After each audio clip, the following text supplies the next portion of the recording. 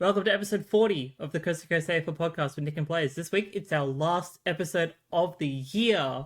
We made it through our first full year of running the podcast, and we thank you all so much for coming along on this journey with us.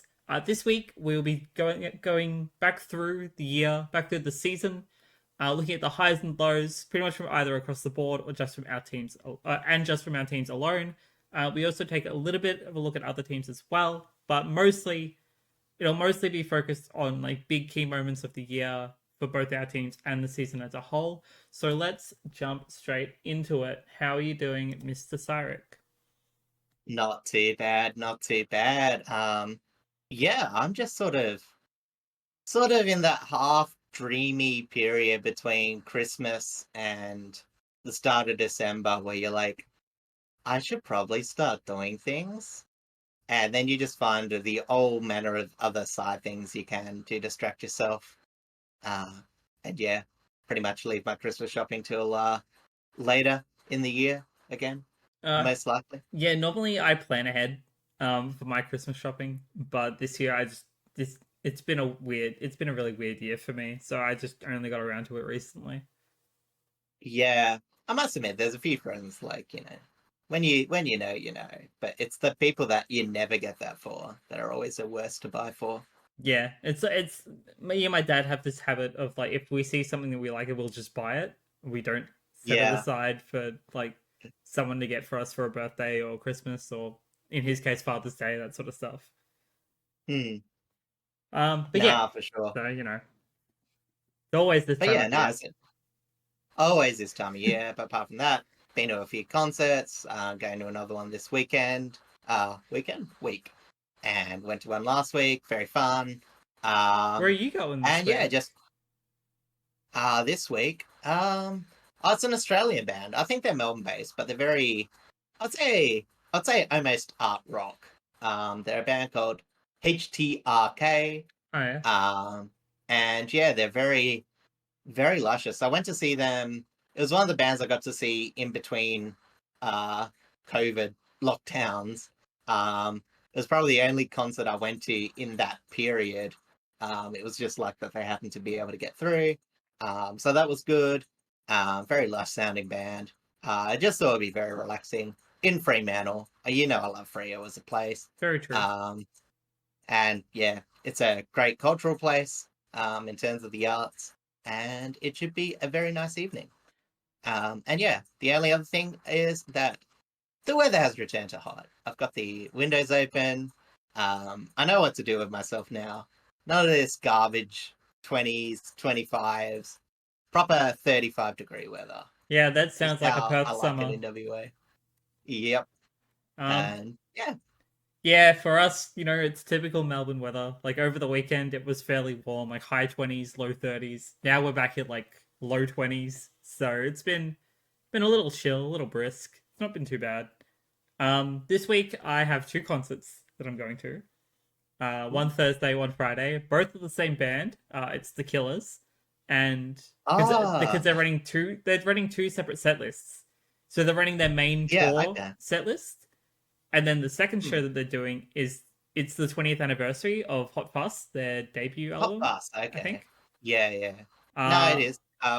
One of the I can't remember if it was a debut album or if it's just like one of their best known albums, but it's their 20th anniversary. I'm pretty sure it's debut, yeah. They might have had an EP before that, but I think first official release was Hot Fuss. But yeah, so they're doing two separate set lists, one the main tour, and then they're playing Hot Fuss in its entirety, plus a couple of extra songs, because Hot Fuss is only for like 45 minutes-ish, I think. Yeah, roughly. So yeah, I'm going to both of those. I finally found someone to come with me on the Thursday night, which is great. Nice. And then my brother's coming with me on the Friday night, which we're both looking forward to. Awesome. That's me paying him back for him buying me a ticket to Green Day next year. So that's right, the trade-off. Yeah. Well, I said it's roughly the equivalent sort of band status, so I would say it's pretty decent. He paid a little bit more for the Green Day ticket for me, so I still owe him a little bit of money for that, but that's fine. That's all right. Let's jump straight into what our topics are. So as I mentioned in the opening, we're just going to go pretty much through the entire season, the ups and downs, both for our teams and for the season as a whole. And I figure we'd start technically in 2023 with the AFL draft right at the beginning. So we're going to start by just talking through the players that were picked in the top 10. And then we'll just jump around to notable players that we know played a significant amount of games, or as for one of them, became a premiership player. So we're gonna start with the one that everyone knows, the one that a lot of West Coast supporters really love, and that is Harley Reid. Yes. Pretty much only missed out on playing the full range of games due to a suspension and arresting. Where he spent an extra week in Victoria, wasn't it? Made the newspaper. Yes. Everyone's forgotten about it now. But yeah, so absolutely fantastic. Yeah, pretty much as solid a debut season as you could like reasonably expect from a person that was just like sent right into the guts. Oh yeah, It's very hard to play that. Especially when West Coast were already in a position where they weren't going to fare all that well this season. No, but I think it was a good move because honestly, as we've probably talked about a bit about West Coast, their defense last year, at least the tolls were serviceable. Talking obviously about Barras, McGovern, and even Brady Hoff improved a fair bit. Tom Cole did a bit. But the options ahead of the ball were really lacking, causing them to get torn over. And if Harley Reid was just sitting on halfback the whole time, I don't think he would have had as much influence. So West Coast rightfully moved him in the guts. And he just looks so much at home. Yeah, I don't really need to state the obvious, but some great fend-offs. We could have had a top Harley moments for the year. We didn't really want to go too much. No, this didn't need to be an oversaturated Harley Reid podcast. Yeah, exactly. But definitely the fend-offs and the the goal of the year candidate. I know it was pretty weak goal of the years, but it was still a very special goal for young Harley, and had a absolutely great start to the season and a pretty tall team. Absolutely. Yeah, and as far as we're aware, like for the moment he wants to stay at West Coast. He's enjoying his time over there. So hopefully, with time, and with them hopefully, having a decent rebuild to start, because it's still not really going all that well. They can try and get off the bottom 4 in the next couple of years. Yeah, well, that's the aim. You said it is very hard to ask players. As we've seen, how sports careers go, there used to be a bit less pressure. So if you're stuck with a languishing club, it wasn't as bad in terms of narrative-wise. But nowadays, there's a lot of pressure to go off and find a club that will find you success. So who knows? But Harley Reid, he's got time. He's got a lot of growing to do, personally. And that's not just because, like he seems like a stand-up dude, but that's just anyone living in your 20s. So as I said, you just got to let the kid do that himself. Yeah, and absolutely. what will happen. And now that, West Coast have a new head coach, they'll likely get a bunch of new assistant coaches as well, because that's what a new head coach usually does. They got a bunch of new players from other clubs, like, they got Baker and Graham now as well. So they have some pieces of talent that'll help, rebuild. But let's move on to the next team that is also in the bottom 4. And the top 2 pick that went to play for them, Colby McKercher. Yeah, I thought he actually had a very fantastic season. I think it went pretty much under the radar. Yeah, I agree. Number 2 pick, all the hype went to Harley. But for what was, as we predicted earlier in the year, one of the worst defenses, at least for, I don't think next year we might see it from West Coast, but it's going to be hard to top the defensive lineup that North Melbourne served up in the first few rounds. But Colby McKercher definitely held his strong up high. I thought his ball use and composure was fantastic. Wrapped up a few possessions, obviously the ball lives down there at the very moment. But, for his development, him getting hands on the ball is pretty good, because I think he's going to be one of those director of play, either living off halfback as for his whole career or eventually moving up a bit. Honestly, I think he's got a certified halfback play style in him, but we'll see what North Melbourne decide to do with him in the years coming forward. But Absolutely. I thought he was absolutely great. Yeah, agreed. And with North Melbourne as a whole, now they've brought in a bunch of like veteran talent that want to be able to help all these kids in their development, alongside obviously working alongside coaches and all that. Hopefully, we can see players like Hoppy McKercher and like Sheasel and Wardlaw start to really, really develop into the players that we know that they can be as they get mature. Yeah, exactly. And as I said, North Melbourne are sort of at the stage where they've got bits and pieces of the identity of the team. It's just nothing. I mean, obviously, being a bottom 14, there wasn't any like area that was outside the bottom four, whether it be attack, defense, midfield, on whatever metric you want to rank it on. Yeah. But so it's all about finding, not just these young players, but the way to link up their game. And it is good though that they still have the young talent of a lot of these players, and Colby McKercher should be a good part of their future. Absolutely. All right, next on our list, pick 3, Jed Walter, part of the Gold Coast Academy players that went up there.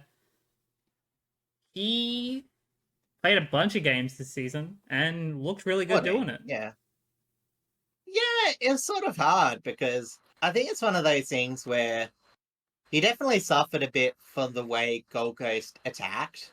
Like, I think he did the job for a few games. Like I said, it's always hard to judge these tall forwards early. I thought it was reasonable, but I think it was more just the Gold Coast forward line. Didn't really mesh all that well. But there were a few games where he was really put out of it. But the same could be said of a few of the others around him. The only 2 players to play fairly consistently were Ben King and now I forgot the other one. I spent so long trying to get the correct King. Ben Long? Ben Long.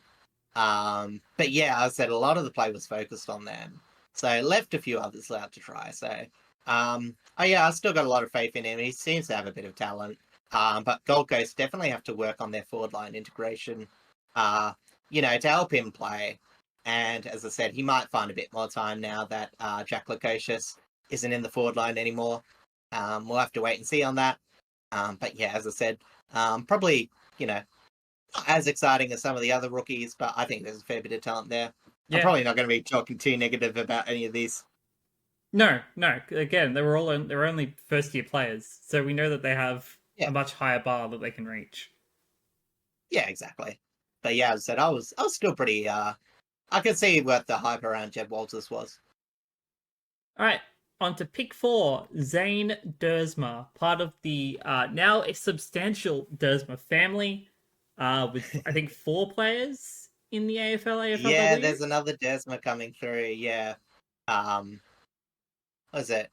Xavier and Zane are for the AFL men's, and they've got a sister, Jasmine Dersma. Yes. Yeah, Jasmine Dersma, partner for Harley Reid, I'm pretty sure, and there's another one that's coming up. I think in a year's time. Something like that. I know. From memory, it was within like the next year or 2. Yeah, exactly. But as for Zane, he took a really fantastic mark. He had moments here and there, but really struggled with again North Melbourne's forward line really being unentered into. Unfortunately, it was pretty tough. They couldn't really find anywhere to move him to get him into the game. But I think Clarkson will have to do that. I think the biggest thing for North Melbourne this year is working to not have a team that will just let players out to dry. Yeah. And, as I said, Zane Desmond's got a bit of talent. He will eventually have to find ways to work himself into the game, but definitely needs more pieces around him before we see the full extent of his talent play out.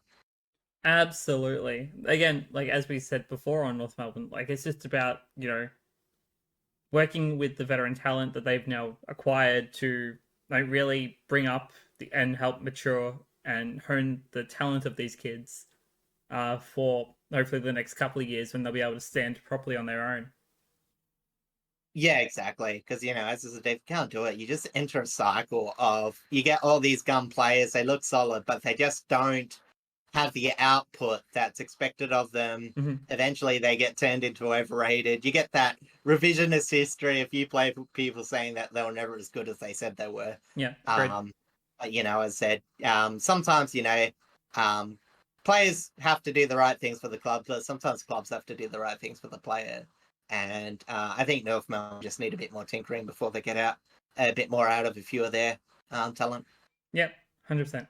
All right, next on our list, pick 5, the wizard himself, Nick Watson. Yeah, I wouldn't quite say a slow start, just a lot of misses, but it was good to see him really involved at a point where we thought Hawthorn were rebuilding. But one of the best things to see was the more the season went on, it was seen that Hawthorn wasn't rebuilding. They were contending. And as the season went on, like Nick Watson didn't shy away from the limelight at all. He was, I wouldn't say leading the charge because, as I said, I think it was a fairly shared effort between Watson, Kalshadir, and the chippy young fella. The one that came from Collingwood? Ginnivan.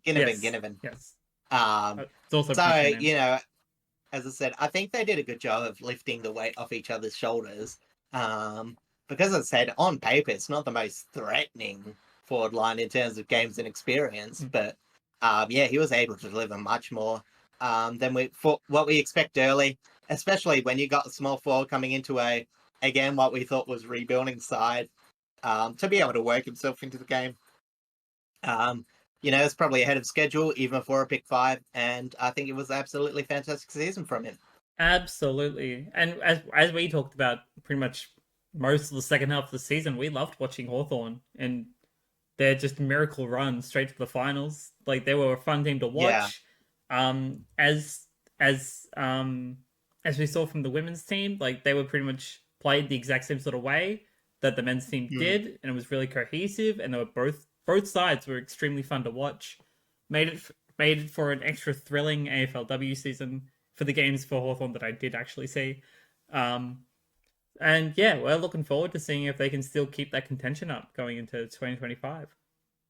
Well, you'd like to think that they will, considering that it's bolstered their defense. Yeah, well, it'd be a bit of a disaster if it didn't, but who knows? AFL's unpredictable, but as I said, you can only go off what the team's produced now, and what it's produced now is a pretty healthy list with a lot of young talent. Yeah, absolutely. All right, next on the list, speaking of, is at pick 6, Riley Sanders for the Western Bulldogs. Yeah, very interesting case. He was a bit, I don't know about underutilized, but definitely had a bit of well, he was the one with a bit of friction with about selection, wasn't he? Or can't remember.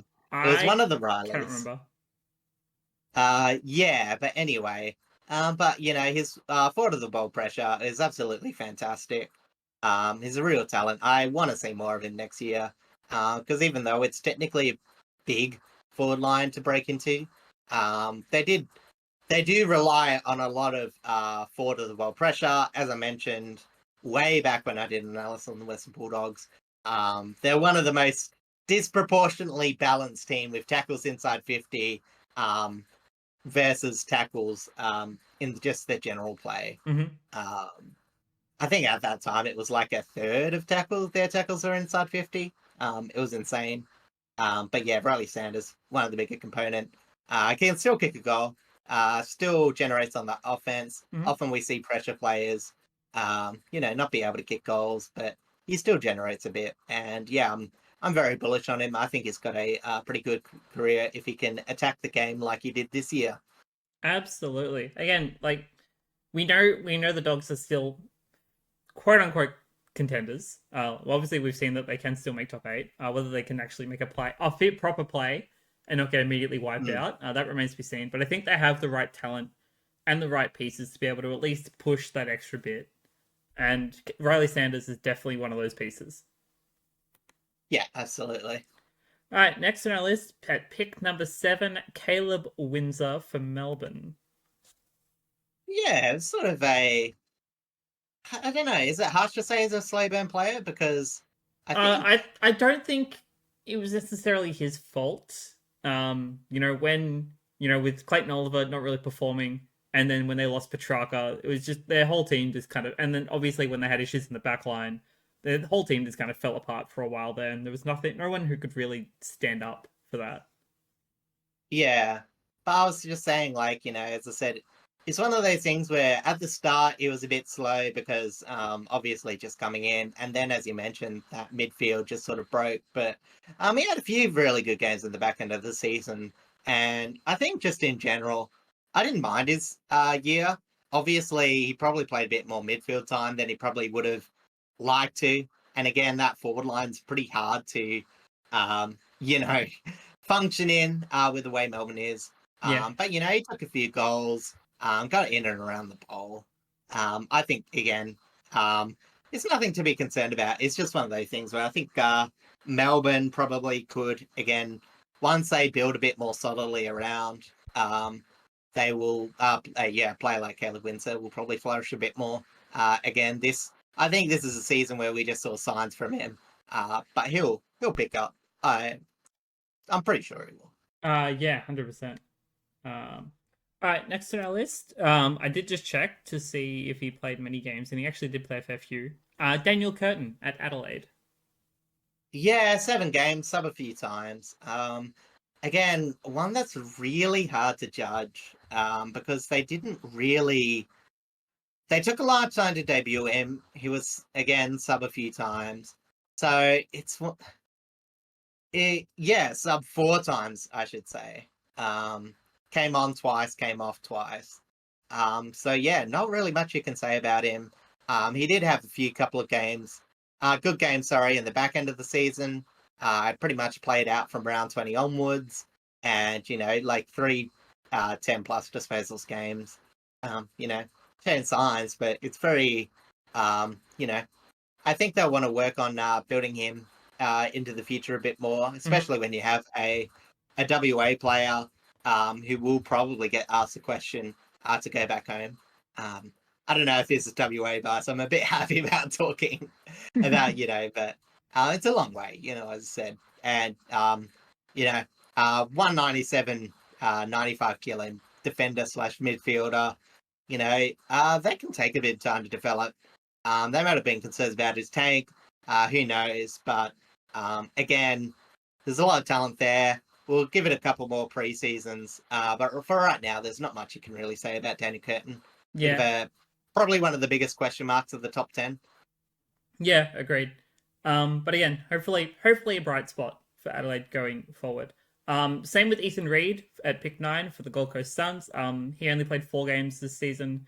I believe out with injury for most of it, which is really unfortunate for a top 10 pick. But of the 4 games that he did play, it wasn't too bad.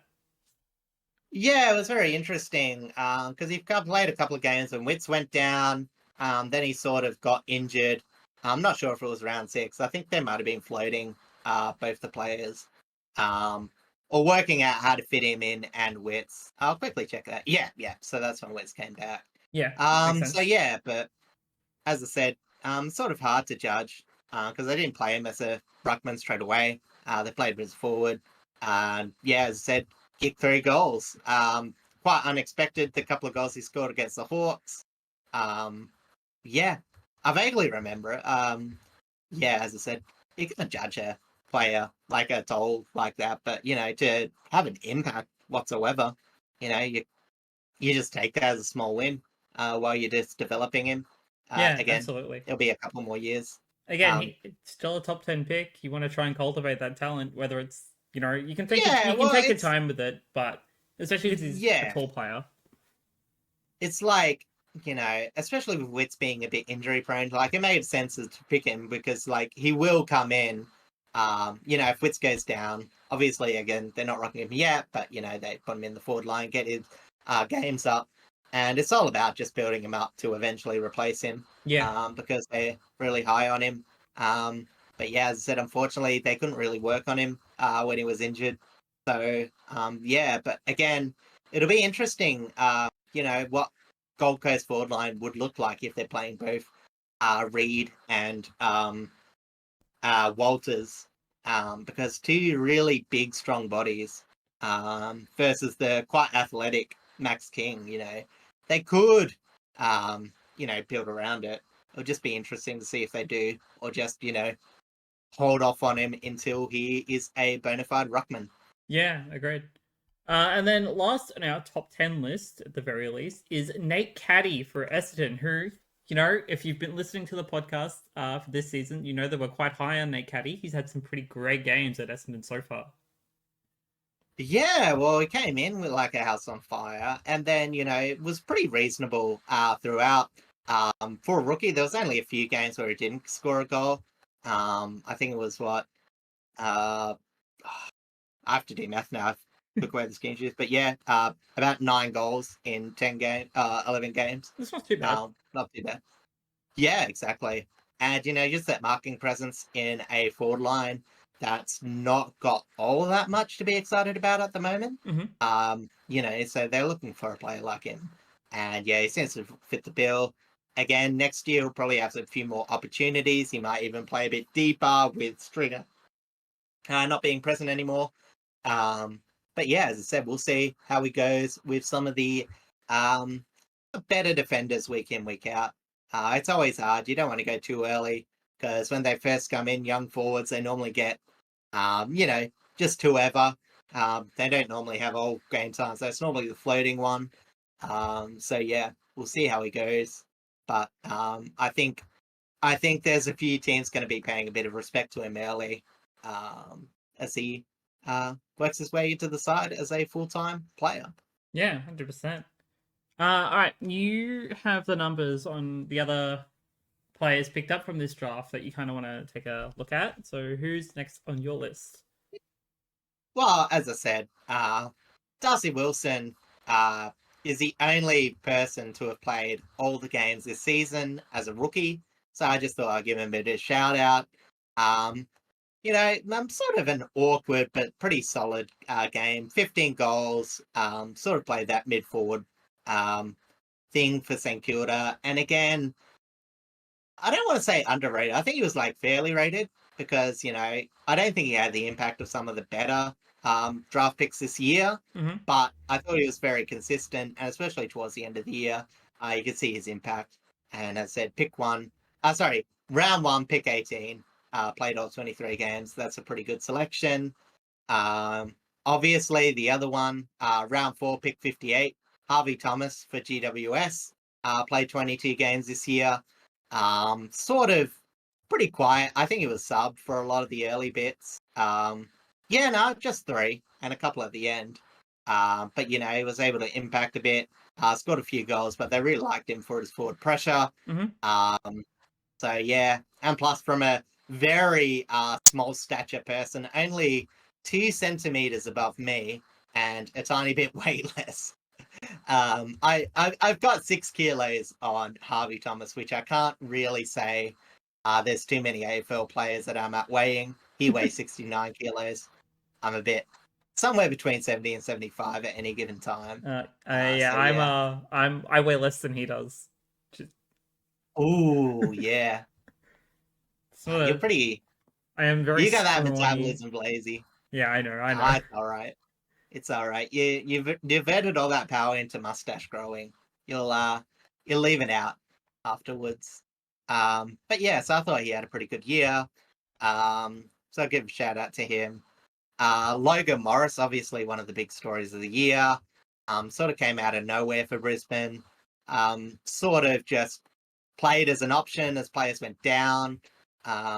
And then just found his way into the team. Round 8 onwards, didn't miss a game.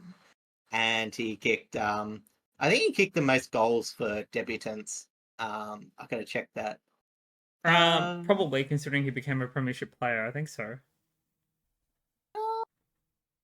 It doesn't say here. It says 5th among rising stars in goal per game. I don't believe that. Oh, right, Sam Darcy. Oh, yeah, true. Good. Yeah. He did kick a couple bags, didn't he? Yeah. Nick Watson and Kai Lohman was above him. Okay. I didn't actually think he would out average him, but there you go. There you go. But yeah, Logan Morris, what a pickup, honestly. yeah, and as I said, add Kai Lohman out of nowhere. Absolutely fantastic for Brisbane.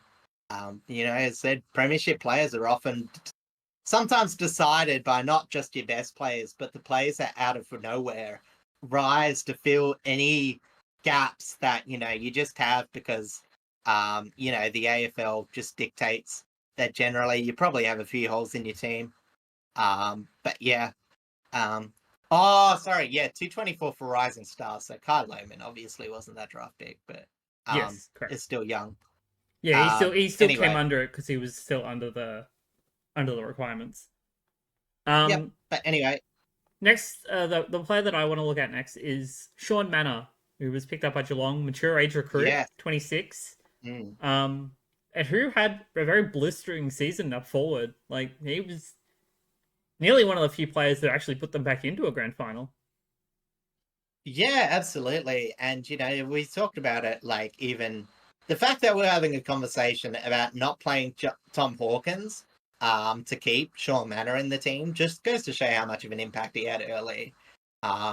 Obviously, I think it's slightly... Yeah, so obviously mature age, 27 years old. So he already had that full body.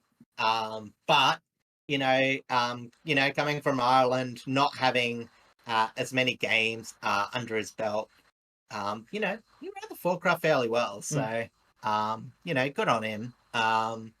And yeah, as I said, I think for the next, you probably want 4 good years out of him while they transition from that forward line. I'm not sure if he's going to handle being a sole forward when eventually Jeremy Cameron tries, but Jeremy Cameron still looks like he might have 3 or 4 good years left in him. So yeah, he looks like he's just not going to retire anytime soon. And even if he does, they've still got Ollie Dempsey giving them a hand in the forward line. So again, absolutely fantastic from Geelong. And I know you're probably going to mention it, so I'll probably jump the gun ahead of you. But also picking up Lawson Humphreys, probably one of the biggest brain draft picks. Round 5, pick 63. Right at the very end.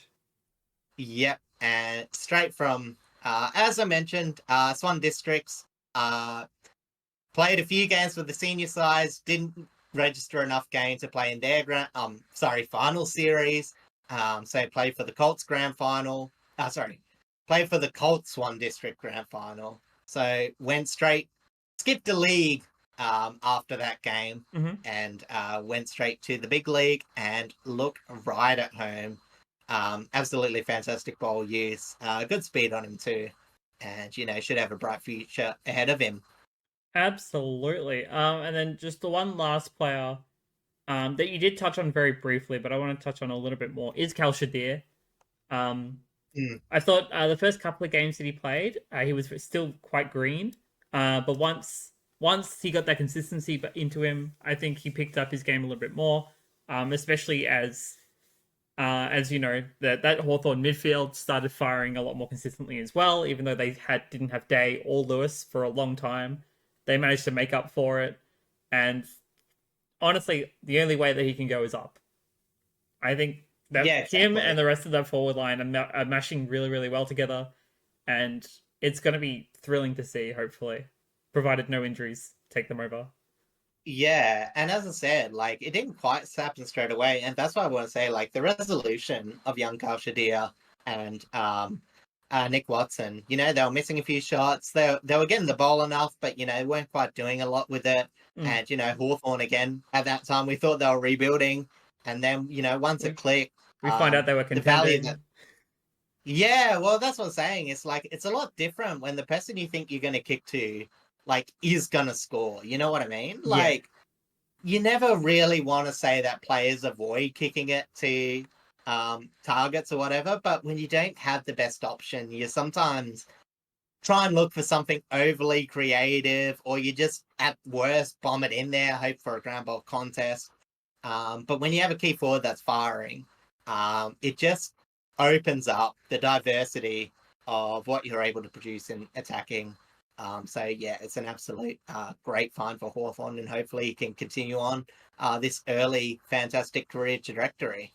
Yeah, absolutely. I just want to briefly touch on the rookie draft because Oh, could I?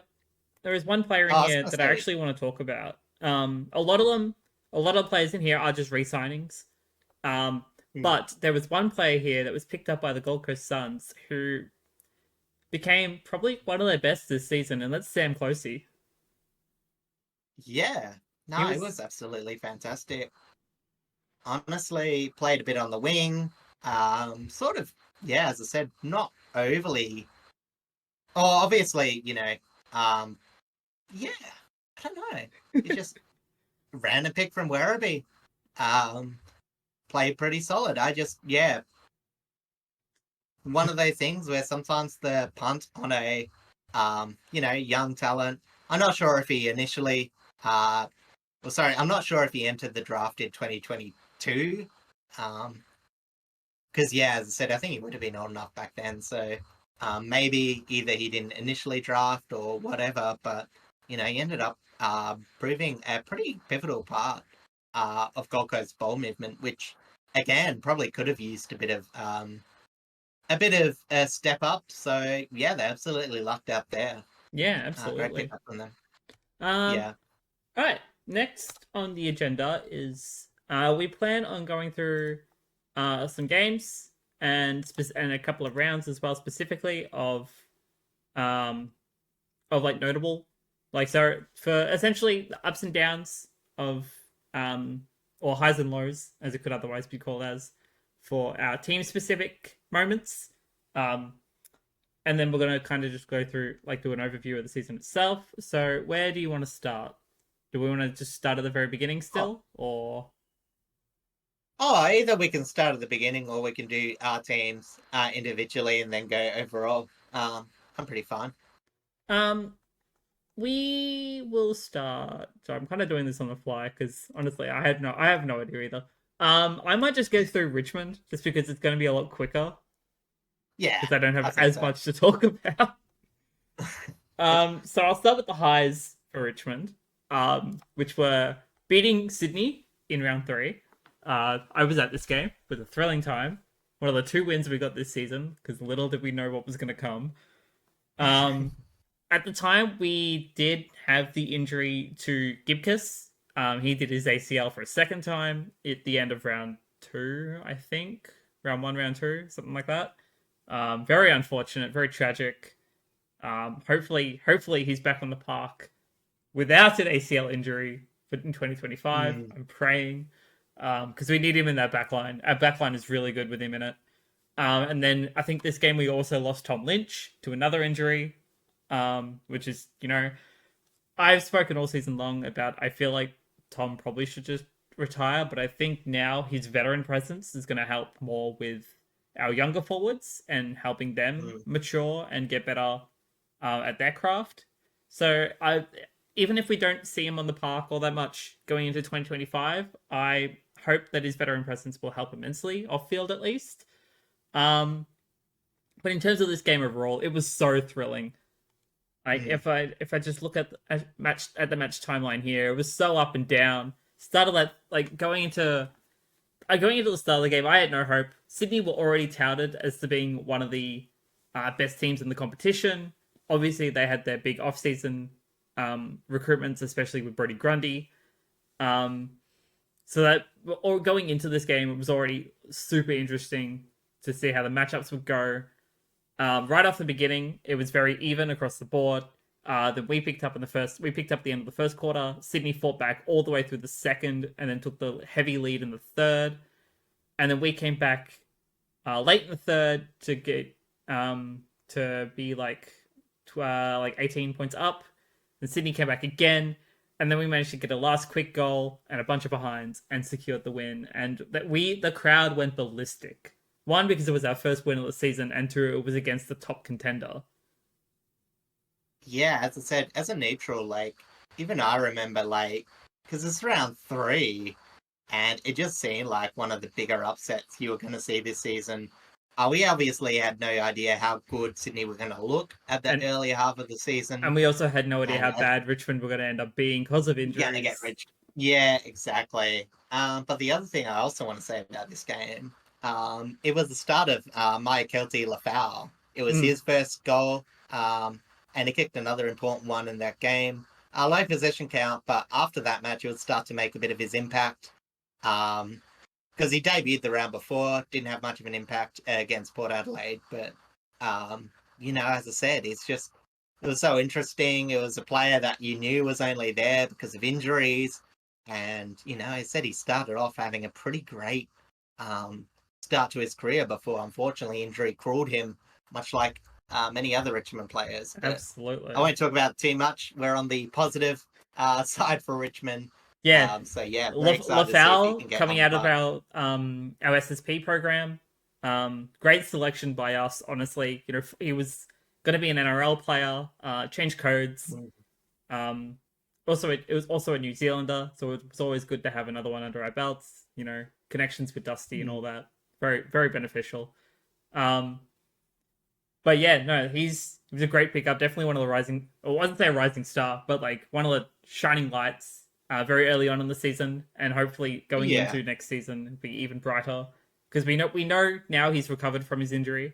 So it's just about, match fitness, going hard at it early on, and hopefully have a stronger season to playing half the amount of games that he should have. Yeah, exactly. But, as I said, 1.4 goals per game in that forward line, it's pretty, as I said, a player you wouldn't imagine that much of a natural goal sense. As I said, it was great to see. And a few hitouts, a few games where he had to take over Nan Curvis, I'm pretty sure. Yeah, or at least share the load with he is like the height, sort of like halfway height between a small forward and a tall forward. So he was slightly tall enough to be able to do like a little pitch hit in the ruck. Yeah, exactly. Yeah. But yeah. Then the next positive is obviously the other match that we won. Unfortunately, I did not watch this match. I was very preoccupied with something else entirely at this point. But when I looked at the highlights, when I looked at stats, my God, what happened? this timeline is crazy, because you can see in the first quarter, we took a very early lead, very strong lead. Adelaide started coming back. Then they took the lead for a while, and then after that second half, during that second half, we just bolted away from them, and it was like, where did this come from? We didn't really have major injuries back at this time. We were still playing a lot of young talent. I know my boy Samson Ryan was in, and I love that he got a win under his belt again. I love that man so much. This was also another game where Prestia got injured yet again. But it was good. It was good for the boys to get another win under their belt. Unfortunately, it was our only win for the rest of the season. But it was good that we were able to at least win one at home, one away. Despite all of our injuries, despite how young our talent was and how inexperienced our talent was that we could play, I think this game was really good for them. And I think this is the sort of morale that they had at the end of this game is the sort of morale that I hope that they have going into next season. Yeah, and as I said, it would probably actually make a lot of Adelaide people's worst loss for the year. Especially, when they worked hard to get back into the game and then just to drop off a cliff game in the primetime slot of Friday night as well. It was a Thursday night, actually. A Thursday night. Oh, that's right. Was a Thursday night. That's right. Anyway, so, yeah, as I said, it's pretty, it's just so unexpected, but geez, it's, you would say, even though Adelaide were technically a bottom 4 team, this was a very big upset at the time still. It was. Is just, Adelaide, I think, even before that game, I think they still, I should check because I think they have it. I think they weren't even on that worse. I think they were starting to come together a bit. Let me see. Sorry, it's slow loading. No, you're good. Um, yeah, okay, sorry. Yeah, they thrashed the Eagles a couple of weeks before that. They looked solid against Collingwood. Lost to Hawthorn, which in hindsight wouldn't have been as bad as they thought, and drew to Brisbane, and then won the showdown. So they weren't even in the worst patch of form. But No, yeah, yeah, at that the was an time, this absolute probably would have been stinker. considered their worst loss, which is Yeah, pretty rough. But and yeah, as positive signs for Richmond at the very least at this point, yeah, and then you know how the rest of the season goes. and yeah, especially too, like even looking back at this, I forgot like this was after because this was like after the damn well broke for Richmond because after the Sydney one, you had Fremantle tailing up Richmond, Western Bulldogs, Brisbane by 120 something, We had the loss from the Essendon and Dreamtime, Geelong. which I also didn't see. Yeah, and like that's a pretty tough run for a bomb team. Mm. And so they were looking competitive, but yeah, as I said, before that, because some of their losses they weren't by much, for the start and around the end of the season. But yeah, so this middle patch was a very rough period, and then they just managed to pull out a win, and yeah, it's Yeah, just it's at the time feel it good. was at the time I was very elated to having checked my phone and saw that we won. I was like, yes. Um, but yeah, and then the third sort of positive that I kind of want to touch on is just how close we could actually play some of the best teams in the comp. Like we managed to be able to. Granted, we never really won many of the quarters that we played, but we always kept it really, really close. The scoreline was always within a goal or two up until about three-quarter time. And then because of how young and inexperienced we were, we just didn't have enough of the tank, enough of the fitness, and we just fell off in that last. And but so that's how it's just it is what it is. But to be able to see that we did have the talent and we do have the talent that we can develop and mature into really strong players going forward. Um, I should also mention the other positive, obviously, being Uze and having a brand new Mm. coach, someone Yeah. who I think will be really good for us going forward. I don't really count this year as like a first Oh, proper I'm year in the for him same boat because as of you. just everything that happened. That's not Nuffy talk. Like a coach really doesn't have that much options. When he got dealt the hand that Richmond got dealt this year in terms of injuries, Yeah, a absolutely. few games that they would have liked, maybe pinching one off North or the Eagles would have been nice. But yeah, as I said, overall, yeah, so there was just not much they could do. Yeah, But it our still showed signs. our injury woes were just super unlucky to the point where we almost had to pull a West Coast and pick out some VFL Mm, players. We were getting very close to it. exactly. It was just such a shame to see. But yeah, at the same time, it's like at the very least, they get a reset. Next year, you'll know who you'll be like. I mean, obviously, you're pushing everyone in the preseason, but Mhm. like when you have ideas of like formations and all that, like you're really encouraging players to say, "Hey, I've got this specific goal in mind for you. This is how you're going to play, and I want you to work really hard to get there." And Yeah, as I said, like Lafau, he might have just thought that AFL football was like, you know, nice if he ever made it. Like that's now real for a player like him. So, yeah, absolutely. um, we'll see how many fires get lit up. Well, this now, they're the underdogs because of injuries. Now they're the underdogs because of age. But I wouldn't be surprised if they had a few feisty affairs. Absolutely. Prove Especially themselves on a year. especially as we go up against players who have left us over this past couple of months. Mm, But speaking of, I'm going to touch on that in our negatives. So obviously our entire injury list. I think we had 6 ACLs, which was extremely rough. Then we had a bunch of other minor injuries, a couple legs. There were some toes in there. I think there might have been a collarbone and an arm. There was a bunch of random injuries in there as well. Dion Prestia struggled with his hamstrings still, although for the last month or so of the season, I think he finally got his legs right, and he looked phenomenal when we played him in the midfield. And I said this at the time, when he's fit, when he's on, he's easily our best midfielder in the crop. Like no doubt about it. Like yeah, we have we got our Hoppers, we got our Tarantos, and at the time we had Bolton, Baker, Shorty, Graham, etc. Brescia was always going to be our best, and he still is our best when he's fit. Despite his age, he's still looking really, really good. Then, obviously, you know, at the end of the season, a bunch of players left us. Bolton, Baker, Graham, Rioli being our biggest loss. So Rioli especially, we're going to miss the most because I think his spot is a little bit harder to fill. Just because he has such unique speed and pace and such a great footy brain. So that sucks.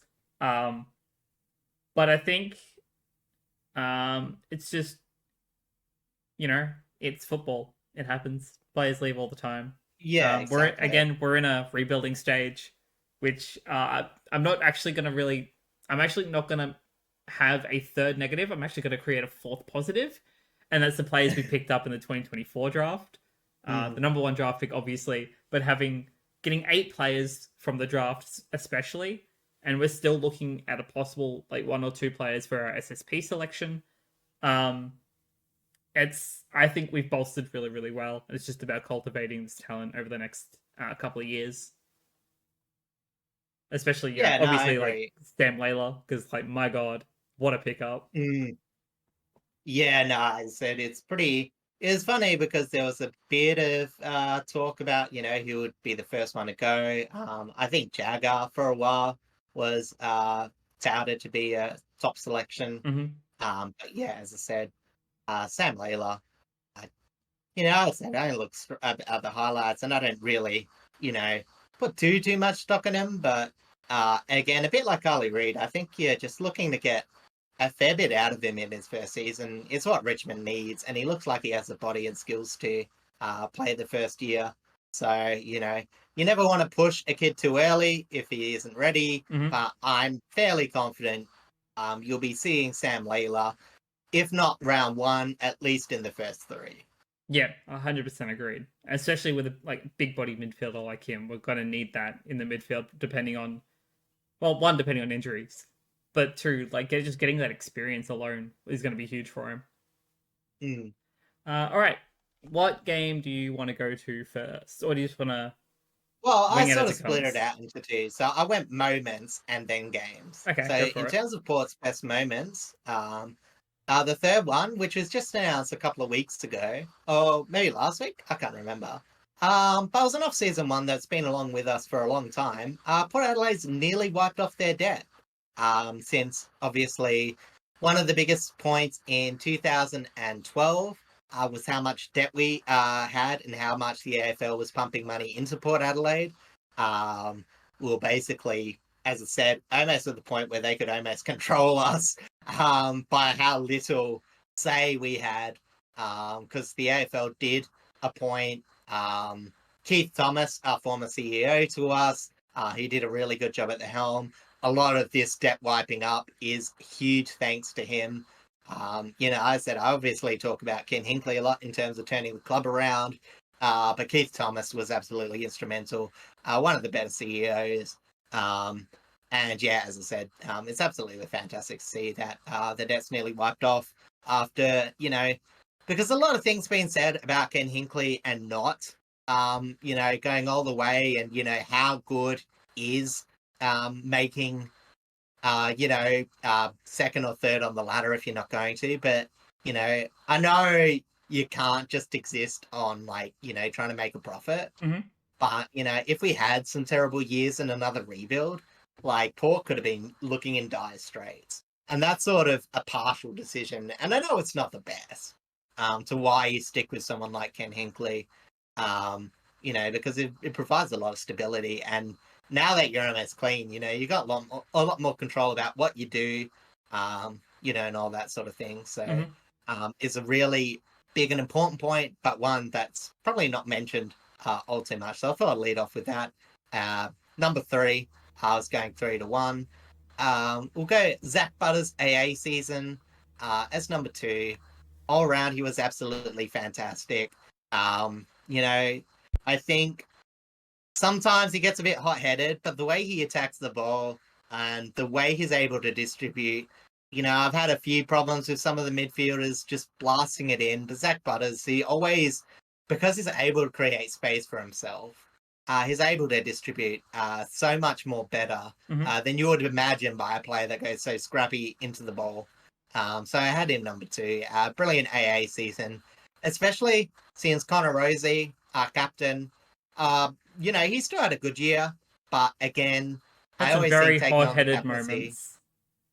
Yeah, hot-headed moments. And, taking the captaincy is very hard at a young age. So to have basically a spiritual second captain, he's also his peer. So you can sort of bounce off the same sort of energy off each other. They're definitely sort of a dual tandem leadership. So, it gave a bit of a lift. And I think, maybe even we might have seen Rosie struggle a bit more if it wasn't for Zach Butters. And finally, the best moments. Technically, I could put it in best games as well. It was the 5-game home run to end the season. We talked about it when we did our 5-game run home segment on the podcast. It started when Port Adelaide faced off Carlton. The match before that, I think, was against Richmond, and we got spanked by Brisbane a few weeks before that. So, there was no real reason to expect that Port Adelaide was really going to come home all that strong. But then to wins against Carlton, the massive game against Sydney, there was another, the showdown as well, and a win against Melbourne, who were looking a bit better than what they were at recent times, and finishing it off with win away against Freo. Really big showing there. And, as I said, the finals may not have gone the way they wanted it to. A few things as well happened. But I thought Port Adelaide played really strong for that 5 weeks, and just goes to show that, despite all Ken Hinkley's fall, he can pull a really good season, even if all the pieces aren't quite gelling as you would hope you'd want it to be. Yeah. So, yeah. Onto the other side, the worst moments. Starting off with something fairly sad is the Todd Marshall concussions. Happened a couple of times during the year. He's very prone to concussions and sort of has put his career in a bit of doubt. You really hate to see it. He's such a great kid. Obviously got that footballing background. Could have played cricket too, so it'll be a bit sad, considering cricket's a lot less contact. He might have had a bit of career there, but again, you can't really be going off what ifs, and you're still able to contribute to the team. We've got the coverage, and we can only just hope that, as I said, he plays if he can, but if not, he does the right thing by his body and just protects himself. Number 2, the doubles final spankings. 1 against Geelong. That was really sad because I thought we were in for a good chance. Especially since we had that win earlier against them in the season. Same with the Sydney one. But yeah, I think at that time, I think Port's forward line was sort of a bit more suspect, or at least more apparent that it was going to be very hard to score.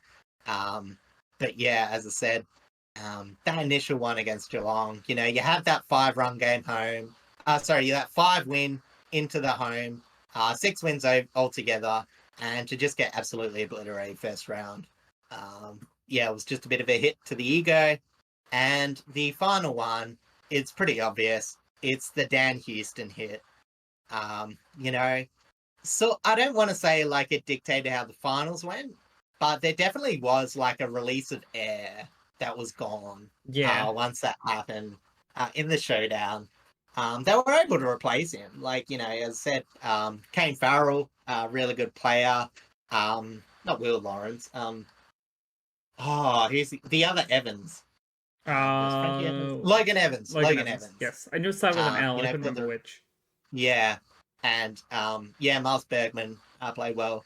But, I think even old Force fans agree, it was sad to see him leave.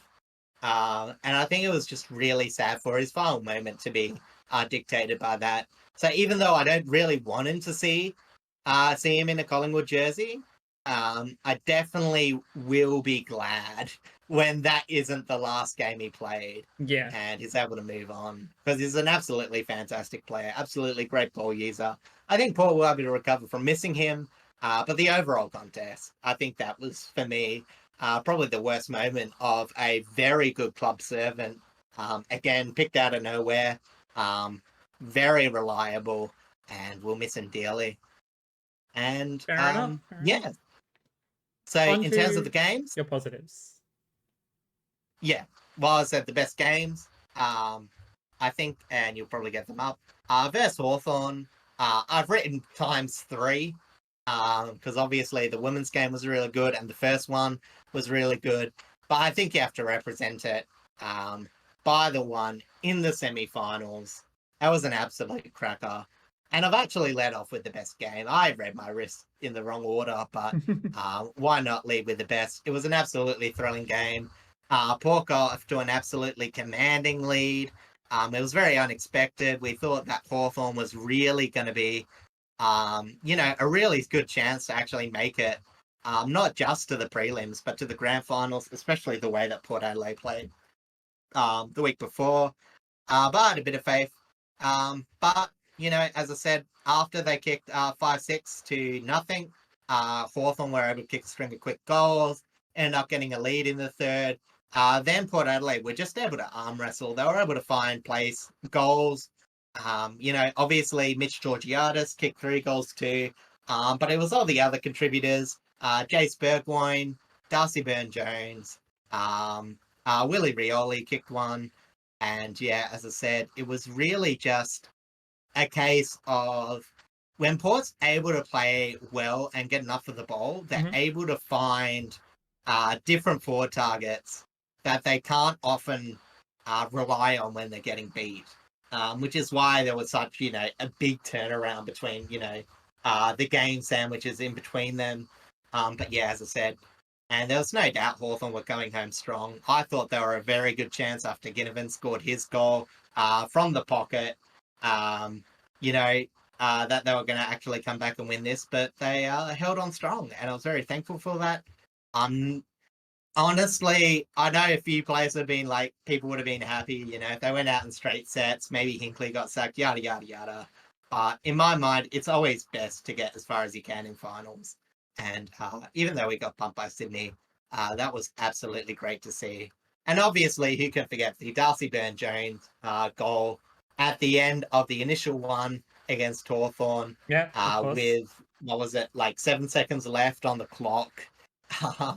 Yeah, it was absolutely insane. 2 goals in essentially 40 seconds. It was a fantastic game. So that's why I listed all 3. And obviously the one in the finals with the women's, the comeback from 20 points down. So that's why I've done the cop-out thing. I normally hate it when lists have multiple games or multiple whatevers in whatever they're trying to do, but I think this one's valid because it's all against the same team. Yeah, I think so. Anyway, so going to the next one, just because it's so unexpected and so comprehensive, I put it against Sydney in round 21. It may not have been like the closest game ever. It may not have been the most enjoyable to watch. Although I must admit, the sheer audacity of 71-0 is something that you wouldn't ever really expect to see, not only in a standard lifetime, but against the top team at the time at the competition. So yeah, just the amount of inside 50s that they weren't able to score or able to quell, the amount of inside 50s they were able to get from themselves, and how limited that they made Sydney's midfield. It was absolutely fantastic to watch. Unfortunately, as I said, Sydney ended up getting the last laugh, but just the sheer unexpectedness and amazingness of that round put it as my second favourite. And, again, there might have been much closer games, but I kept it all off with the one against Fremantle, round 24, just because of the context. If you've forgotten, before the match, on Optus Stadium, I was there for that match. You hear the crowd erupt. St Kilda managed to beat Carlton at the last second to open up a final spot for Fremantle, and for 3/4 of this game, it was a very tight-knit contest. Fremantle did have a bit of the better play, got a lot more forward 50 entries, but weren't able to convert. And then on the final quarter, Port Adelaide were able to break away in what was a very disciplined, very clinical performance. It was 1-3 in the last, you know, and pretty much put Port confirmed Port to be going very strong into the final series. Obviously, unfortunately for Freo fans, it eliminated them from finals contention. But you could definitely see throughout the whole match, even afterwards, the fact that Hayden Young said he was pretty much playing the whole match with, it was either a broken leg or broken rib. I can't remember. But yeah, as I said, so for Freo players, they absolutely wanted this game. But yeah, as I said, Port Adelaide were just able to hold off strong and take in the win there. And we'll go to the flip side of it, the worst games. And we're starting off with something I already mentioned. It's versus Sydney in the prelim. What a disappointment. I didn't watch the game. I only watched half of it because, as I said, I did technically... I didn't get the game spoiled, but sort of. I was out during the tie. That's right. I saw someone square head in the post-match interview. I thought it sort of looked like Jad Warner, but I thought it could have been Ollie Wine, so I watched it anyway. And by three-quarter time, you sort of knew which square head that was. Because, Sydney absolutely looked to be dominating Port. It wasn't even that clinical by Sydney, which was... the real concerning thing. Yeah, it was probably a little telling as to what was going to happen in the grand final the week after. Well, I thought so, but because a lot of people just overlooked it. I think they rated Sydney's performance in that game a bit stronger than it actually was. No doubt, though, they did put a lot of effort into quelling Port. It was just really Port's inability to go into their forward line was absolutely shocking. Some of the worst forward ball movement made it way too easy on what would find out to be a pretty suspect defense. So the fact that, it wasn't just this match, it was seeing avenues in which Brisbane exposed Sydney that you would have liked Port Adelaide to attack a bit more. And, sort of the realization that they were pretty much a forward line away from being anything serious. And we probably should have seen this result coming from a mile away. Yeah. I didn't want to believe it because I was a fan. But yeah, as I said, it was just something that sort of, it just sort of summed up the frustration of being a Port fan. You get these really good regular season results, but you're still in the back of your mind, where Port's at. And another game that sort of proved this a bit earlier on in the season, and probably one of Port's first woeful games, was versus Collingwood in round 6. Arguably, I probably could have put the showdown in this list. But I decided to go for the Collingwood one because I think it more encapsulated our season. The first showdown against Adelaide, just a refresher, we're pretty much in it, but they couldn't kick a goal to save their life. It wasn't even forward entries. They just really missed a lot. That just happens sometimes, especially in a showdown. Weird things tend to happen. But against Collingwood, they get off to this massive lead against them. Away from home, everything looks good, and then just the damn walls breaking. Their defense looked absolutely horrid, and what we'll probably see later as a pretty big defensive flaw. And as I said, a decent halftime performance turned to an absolute blowout. They weren't even in the lead at halftime. I forgot they actually made that deficit back after getting about 51 points to 22. So after that, it was old Collingwood. And, as I said, 17-21 Collingwood. They didn't even get as much score as they probably could have. And it was an absolute domination by a team that didn't even have their bootstraps on at this point. An absolutely tough loss to swallow. And to finish it all off, it's absolutely amazing that Port Adelaide and St Kilda avoid this as being the worst missing shootout of all time. They have some rancid game, but the game that gets ahead of it versus GWS in round 14, I think this game just gets there because not only was it a Port loss, it was a game that GWS looked absolutely atrocious in it. Yeah. Both teams came out of this team looking sad and sorry for themselves. Port's defensive efforts looking to get a bit worse. They had some at the midpoint of the season, there were a lot of question marks to say, can Port defend small? We didn't know coming out of the bye if they would be any good. Mm-hmm. And yeah, as I said, 9-19 to 6-15. It was an absolutely shocking game of football. There were a few players that racked up disposals. But yeah, as I said, apart from Dan Houston, everyone else's disposal rate was pretty shocking. So yeah, it was just one of those games where it was so painful watching. Like sometimes your team can be bad, sometimes your team can get spanked. But sometimes I think the most painful games to watch are, again, when both teams are playing badly and you know that your team is has enough upside to win and you're just waiting on a moment of control, but it never comes. Yeah. And that's why I've rated that game as the worst of the season for Port Adelaide. Yeah, 100%. I've brought it up on the YouTube video now, and it's a rough timeline to look at. There's just so many little bumps of behinds that it just should have been goals. Like the whole it was crazy to watch just in the first place, but looking back at it, that's so rough. And the fact that both of these teams still made finals after performances like this. Yeah, exactly. Not just that, top 4. Yeah, I know. That's crazy. One of the worst displays of a top 4 matchup, honestly. And the worst thing about it too, it was close at 3/4 time. I know it was 16 points, but it's just, you would have kept on watching. The fact that if you're invested in either of these teams, you would have kept on watching.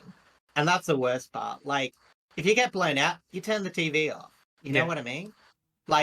Sometimes you're a mad footy head and you watch these things like a masochist. But that's my problem, most sane people just flick it off.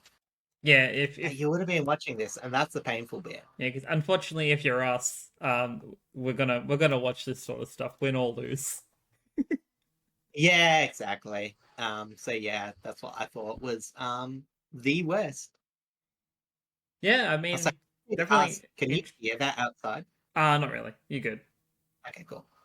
Even if it gets picked up in the Spotify audio, I can edit that down, so it's all good. Yep. But yeah, that's a pretty interesting list. Honestly, just a brief highlight. I do want to just briefly touch back on that Port Hawthorn women's game because we only covered that recently, and that was still such a thrilling game to watch. Yeah, sorry, I didn't give you enough time to bring out the match feed, or no, I didn't know that's if you all were right. going to switch over, but yeah, as I said, honestly, that game was such a highlight. And as I said, I think the problem with some of the women's game is that you support a club, and if you've got a successful club, you can list off some of the best games and all that, but for Port Adelaide, there's not really. You may go back against that game against GWS where they came from behind and won. But that was against a bottom 4 team at the time. Yeah. And, this is now the clear best game of Port Adelaide's history. And, as I said, it's just one of those, it's just a moment, you know what I mean? And, as I said, a lot of these other clubs will get their moment, hopefully. But yeah, for Port Adelaide, such a good win. And yeah, as I said, it's going to be a pretty memorable one for anyone supporting Port Adelaide women's. Obviously, I still do. I go for Fremantle. I'm a member for Fremantle W. That's still the team I'm going to go for if there was ever a head-to-head. But, the affiliation with the men's, the fact that they do their socials together and all that sort of jazz, I can't help but still cheer along the Port Adelaide women's side as well. Absolutely. And I just want to quickly throw it back to my positives and negatives. I want to throw in a brief positive to the women's for making another finals campaign, to Monique Conti for winning another best and fairest, Like she is so thrilling to watch. She is incredible. But yeah, I'm Mm. very happy with the girls. Obviously, like I'm only just recently getting into them a bit more, but having seen performances over the past couple of years, I'm very impressed with how much they've developed already, and that they can 100% make a fair tilt at a possible proper campaign run. Yeah, absolutely. And it's not like, they haven't made the finals before or anything. It's just, it almost feels like similar to Richmond in the mid 2000s when they made those runs of like elimination finals, but just couldn't get over the line. Yeah, Richmond just hasn't quite gelled for them, but they've got enough talent on the park, and I should expect them to be amongst the contenders. I don't want to say that there should be a changing of the guard or whatever, but I do hope there's a few other teams that can actually be legitimate finals threats to the years coming, and I think Richmond could be one of them. And yeah, I guess I will also say for Port Adelaide women's, for me, it was a lot of the players that I thought was the best moment, and not just in general, but the young players, Matilda Scholes, Piper Window, let me get the teams.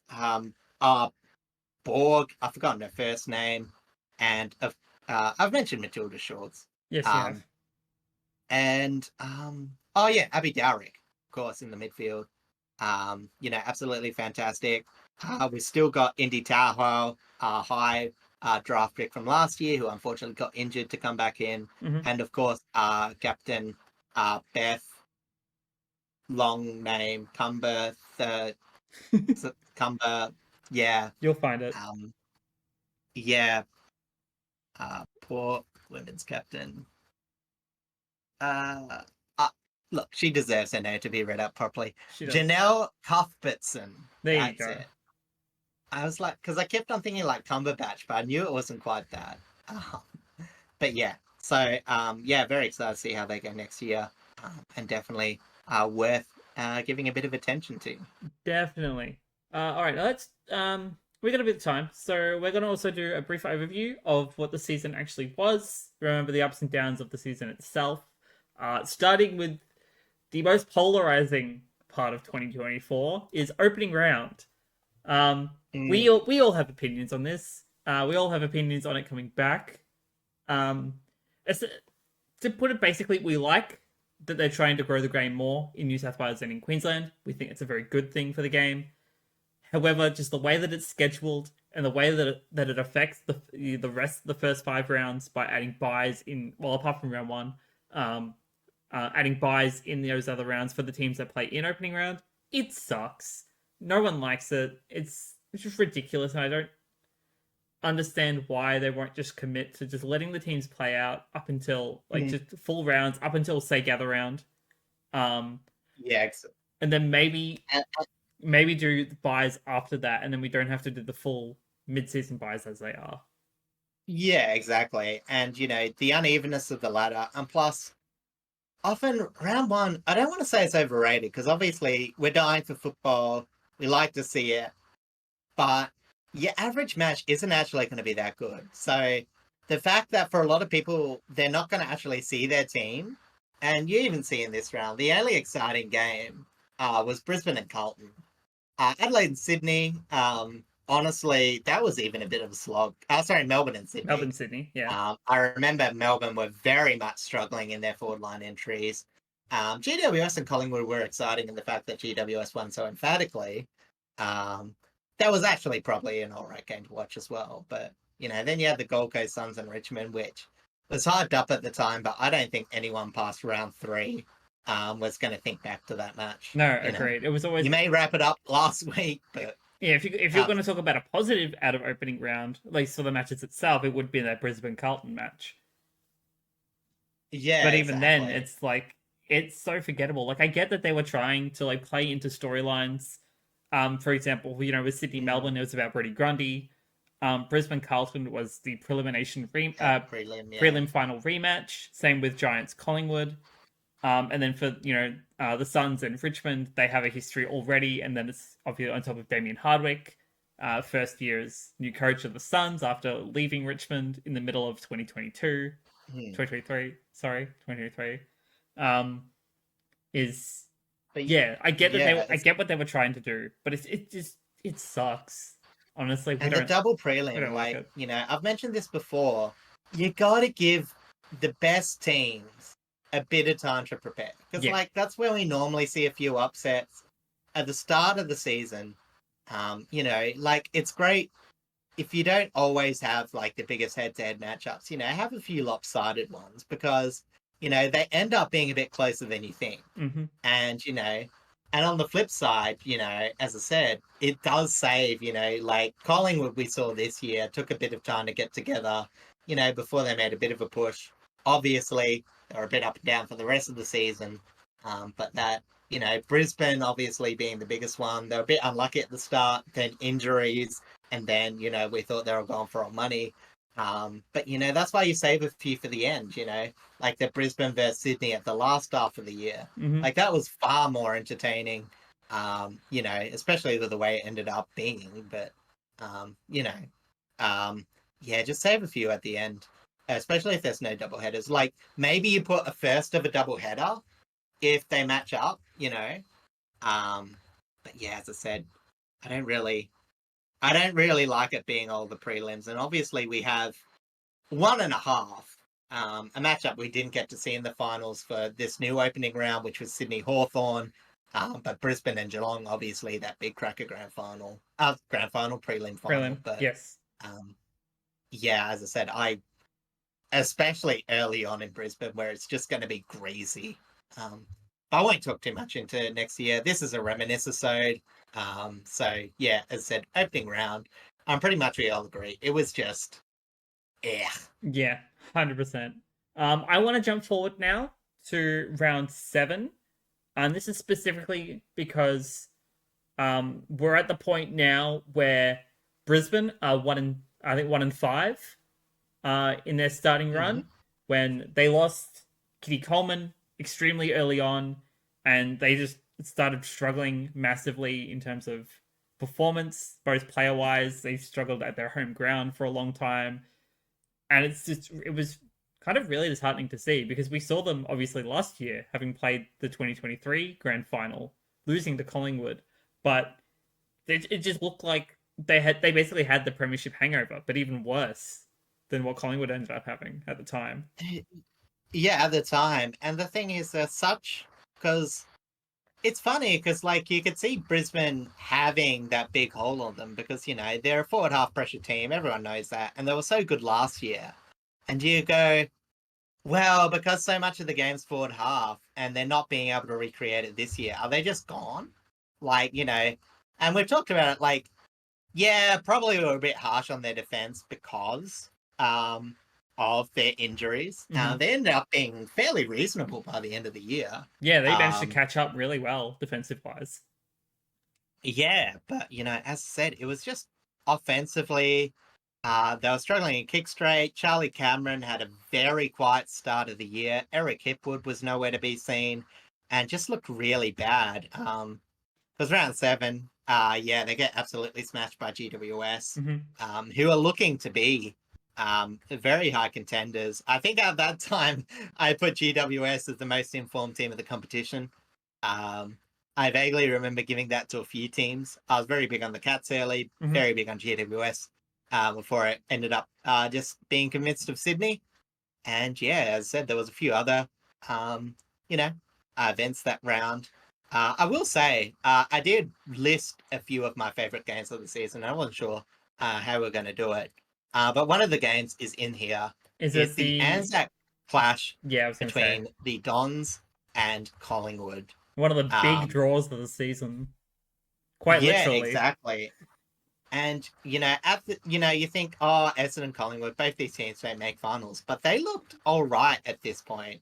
Collingwood were just off a couple of solid games. I think the match against Port Adelaide was a bit before that. So they're just coming off spanking Port Adelaide. They won against Collingwood, North Hawthorn and Brisbane. So they were on a 3-match win streak after their bad start, starting 0-3. Whereas Essendon, they notched a wins against Western Bulldogs and Adelaide. We thought hey, these guys might actually be good. Like, they've beaten a few crap teams to start with. But, you know, they were But sitting on 4 they'd wins, showed some 2 good fight. losses. This is where the Essendon edge developed, that maybe they had a shot this Yeah. season. And their only losses at this point were to Sydney and Port Adelaide. Port Adelaide, they got absolutely smacked, and they did just hold around to Sydney in a very high scoring game. And then what would happen was some very intense football. Essendon get off to a blistering start, you know, and then Collingwood come quickly. We're seeing a lot of time Collingwood get off to bad starts or bad patches of games and then come back very quickly. So it was very Collingwood-like. It was also very Essendon-like, not being able to capitalise and finish off teams. And then, you know, as I said, the fourth quarter starts. Langford gets a couple of goals. Harry Harrison and Bo McCreary even the ledger. And then nothing for a good 10 minutes. It was intense. There was a few turnovers. Played almost all in the wings. The few times I think Essendon got forward. A few more times I think they ended up should have been able to win. But Carl Langford ended up getting that handy point to tie things all up. And in the end, it was an absolutely thrilling contest. Probably one of the best matches of the year. In my listmas, I put it as 2. So yeah, I just thought I would mention that. And one that made the honourable mentions, we won't go too into deep about it. But Collingwood Geelong in the same round. You know, it was probably one of the low-key games. You know, it's maybe a bit forgettable, but a great back-to-back from them. For very high scoring, a very big shootout, and just entertaining to watch. Obviously, Geelong ended up looking like they'll kick away with it. Carlton blistering off free kick goals in about 10 minutes, and Jeremy Cameron kicking his 5th goal to put them beyond doubt. So just a quick shout out to that game. Again, 7 games in, 2 teams firing offensively on all cylinders. That's when you want some of these top matchups. That's what I think. This was also the match that they played until the DeConing matchup, where they both started in the rock. Oh yeah, of course. And I think, Tom DeConing had an absolute blinder, didn't he? Yeah, didn't he get like one of the highest match outpaced by a absolute mile. I was going to swear for a minute there. Yeah. Yeah, and unfortunately, Sam DeConing didn't quite have the best game, but yeah, no, it was absolutely fantastic by good old Tom DeConing. A very shame that he wasn't able to finish off the rest of the season. Carlton will very much enjoy having him back when they can. Definitely. I'll take give the reins back to you, Blazey. All right, next round I want to jump to, I think, is round 11.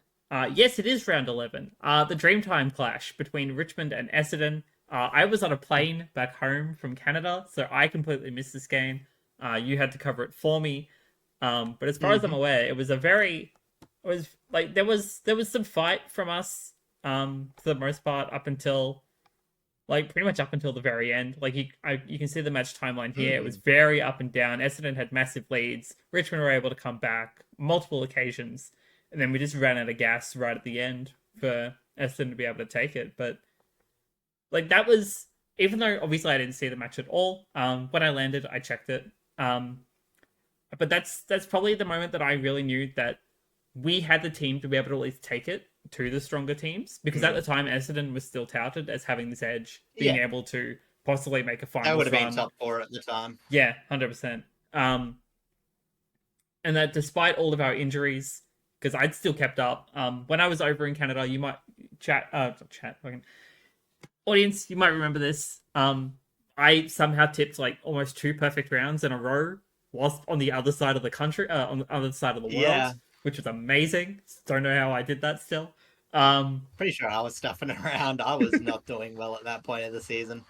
But yeah, it was just like knowing that we could still at least keep up with some of these like stronger, like hard contender teams, despite all of our injury woes. I was still very proud, and yeah, just the results of this game were definitely like very, very much like leaning towards that, regardless of the fact that, you know, it was a loss. This was again also Sir Doug Nicholls round, so all of the other teams were proudly displaying, Indigenous Guernseys, very strong histories.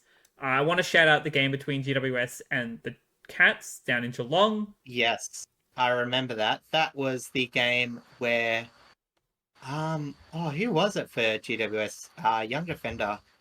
Had an absolute, I think it might have been Buckley. I think Buckley was holding down the fort. Lekalia, that's it. Lekalia, was super solid back, in defense.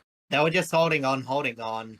Giants offense couldn't quite get it going. Mm-hmm. And then Toby Green, who hadn't really done all that much that day by memory. Look, I'm going to see this. And yeah, that's right. Riccardi kicked all the goals. Toby Green kicked the goal earlier. It was off a bit of loose play. But he had like not much disposals, not much stats. And he just kicks an absolute ripper from boundary side, very high up. General play, off a couple of steps. And it was an absolutely beautiful goal. One of the best sealers, I'll say, of the year. And yeah, as I said, pretty cracking matchup. Probably overall not the prettiest game, but definitely a great finish. 100%. For two, again, pretty high up their teams at the time. From this point onwards, I'm not 100% set on like other games to highlight. So if you want to take the reins for a bit, go for it. Yeah, because I made a bit of a list as well. So going through all of the ones that I've listed as the top three, I want to take it to round 18. And so this is actually, I started my list with games that I covered. Mm-hmm. So I end up just doing both because I did, briefly look at the ones that Blazey would have had. So the games that I covered, three for me, round 19, it is Sydney versus Fremantle, except I've told you the wrong round. You did. It's round 18. It's Sydney versus Fremantle. Are you sure it's round 18? Because that's Sydney versus North Melbourne. It's round 17 or 20, one of the others. I will check. I think it's round 20. What have you done? What have you done? Maybe it's not even that. That's like mid-season. Yeah, round 16. Round 16. Round 16. We got there eventually. Sydney versus Freo. We're totally planned. Now, you got to remember the context for this game. Sydney had only lost to Richmond at that point. Mm-hmm. We were still the Kings at that point, technically. Yeah, and Fremantle, that was solid. But, as I said, so at the time, 13 wins, 13 wins, 1 loss to 8 wins, 1 draw, 5 losses. You probably wouldn't expect Fremantle away from home to have too much to do with this game. And for the most part, Freo actually were really strong. You could tell with some of their ball movement, they were able to prevent Sydney from transitioning the way they wanted to. Mm-hmm. But, of course, Sydney end up fighting back after what is pretty much back and forth through 2 quarters. As I said, a couple of nice goals. Nick Blakey, Will Hayward kicked 3 goals, 1. And then Logan McDonald kicks him a goal to tie it all up. But, as I said, in what would be, a bit bittersweet, he has that moment. Jeremy Sharp kicks it behind, rush behind to Freo. Ollie Florent behind, gets 1 point behind. Logan McDonald, after the siren, has a chance to win it. Oh, sorry, not Logan McDonald, Tom McDonald. It was Tom McDonald. What am I on about? Yeah. Yeah. So, Tom McDonald ends up missing everything. Fremantle win. One of the rare times we see a match end by a complete miss shot after the siren. Fremantle obviously famously lost to a Ballantyne miss that fell short. Sydney also been on the other end of it before, where again, Ollie Florent, who I mentioned before, sport on the line. So sorry for inflicting more pain there. I thought even it out. But yeah, as I said, honestly, just the surprise factor, how good Freo looked. This is where I think this is the first time flag mantle was uttered in the season, which is a very cursed phrase. I don't know why people say it. I feel like Fremantle supporters, they're pretty on the ball. They know not to say it, but they just joke around and say flag Sometimes they just mantle. can't help it.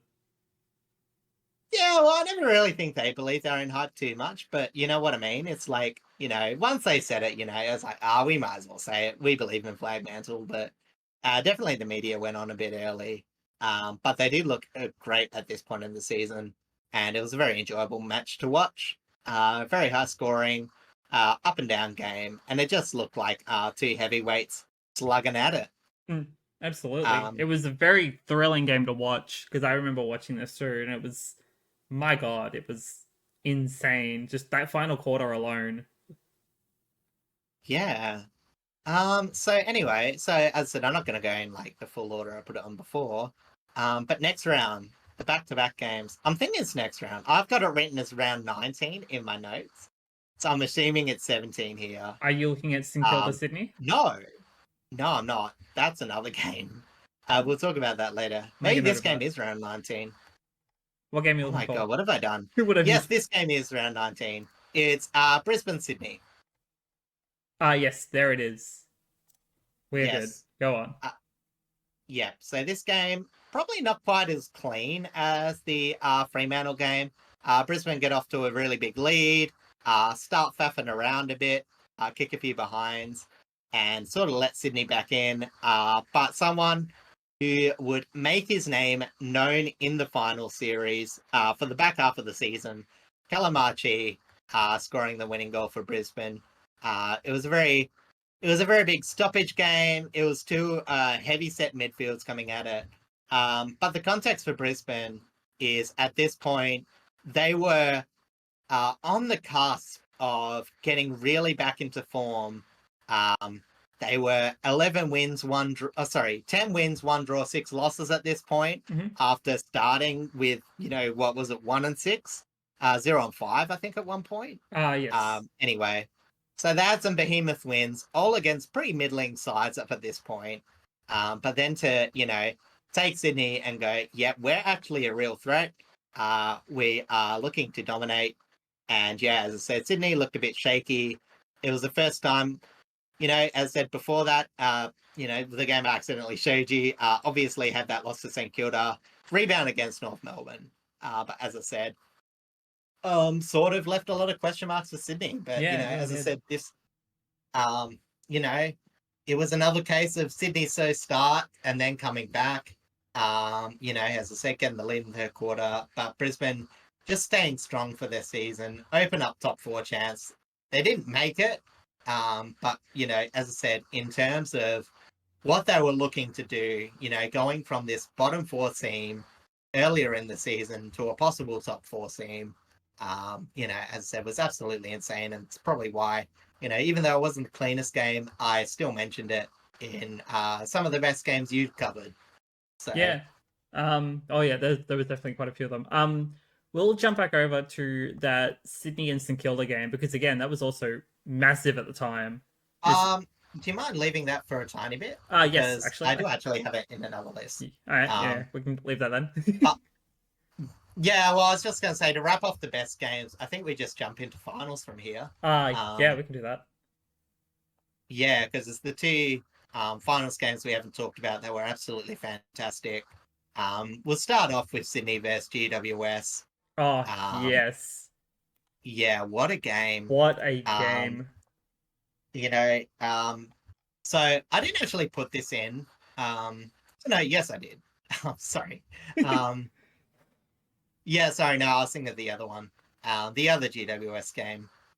But yeah, as I said, Sydney, halftime, dead to rights. That's, scored a few goals here and there. Honestly, probably lucky to even be 29-50, with Giants scoring 7-8 up to that halftime, but no one was firing at all. No, and then Sydney were incredibly quiet. As I mentioned, it started a bit before halftime. The first Isaac Heaney goal, absolutely fantastic. They were not scoring marks inside 50. Isaac Heaney takes an absolutely brilliant slip catch mark inside 50. Yes, that was the inside obviously 51. You might have forgotten it. I'm not sure if it was this goal. It was one of the 2 goals. But yeah, it took a very good slip catch on the boundary, slots it, absolutely fantastic. And then, obviously, Sydney come back off the back of one of the best marks you'll ever see in that third quarter. All of Sydney just seems to lift. And, as I said, start coming back. GWS, though, led by Jesse Hogan and Aaron Cadman, bring it back. They look like, we're home from here. They got that 21-point lead in the third quarter, but Sydney went, no thank you, son. Isaac Heaney, again, a goal. Another goal in a clutch moment. He was racking up possessions. A few other players were lifting. Papley ended up getting a bit more involved. A few of the halfbacks took a few shots. Jake Lloyd, Dane Rampy, I think, took a couple of goals.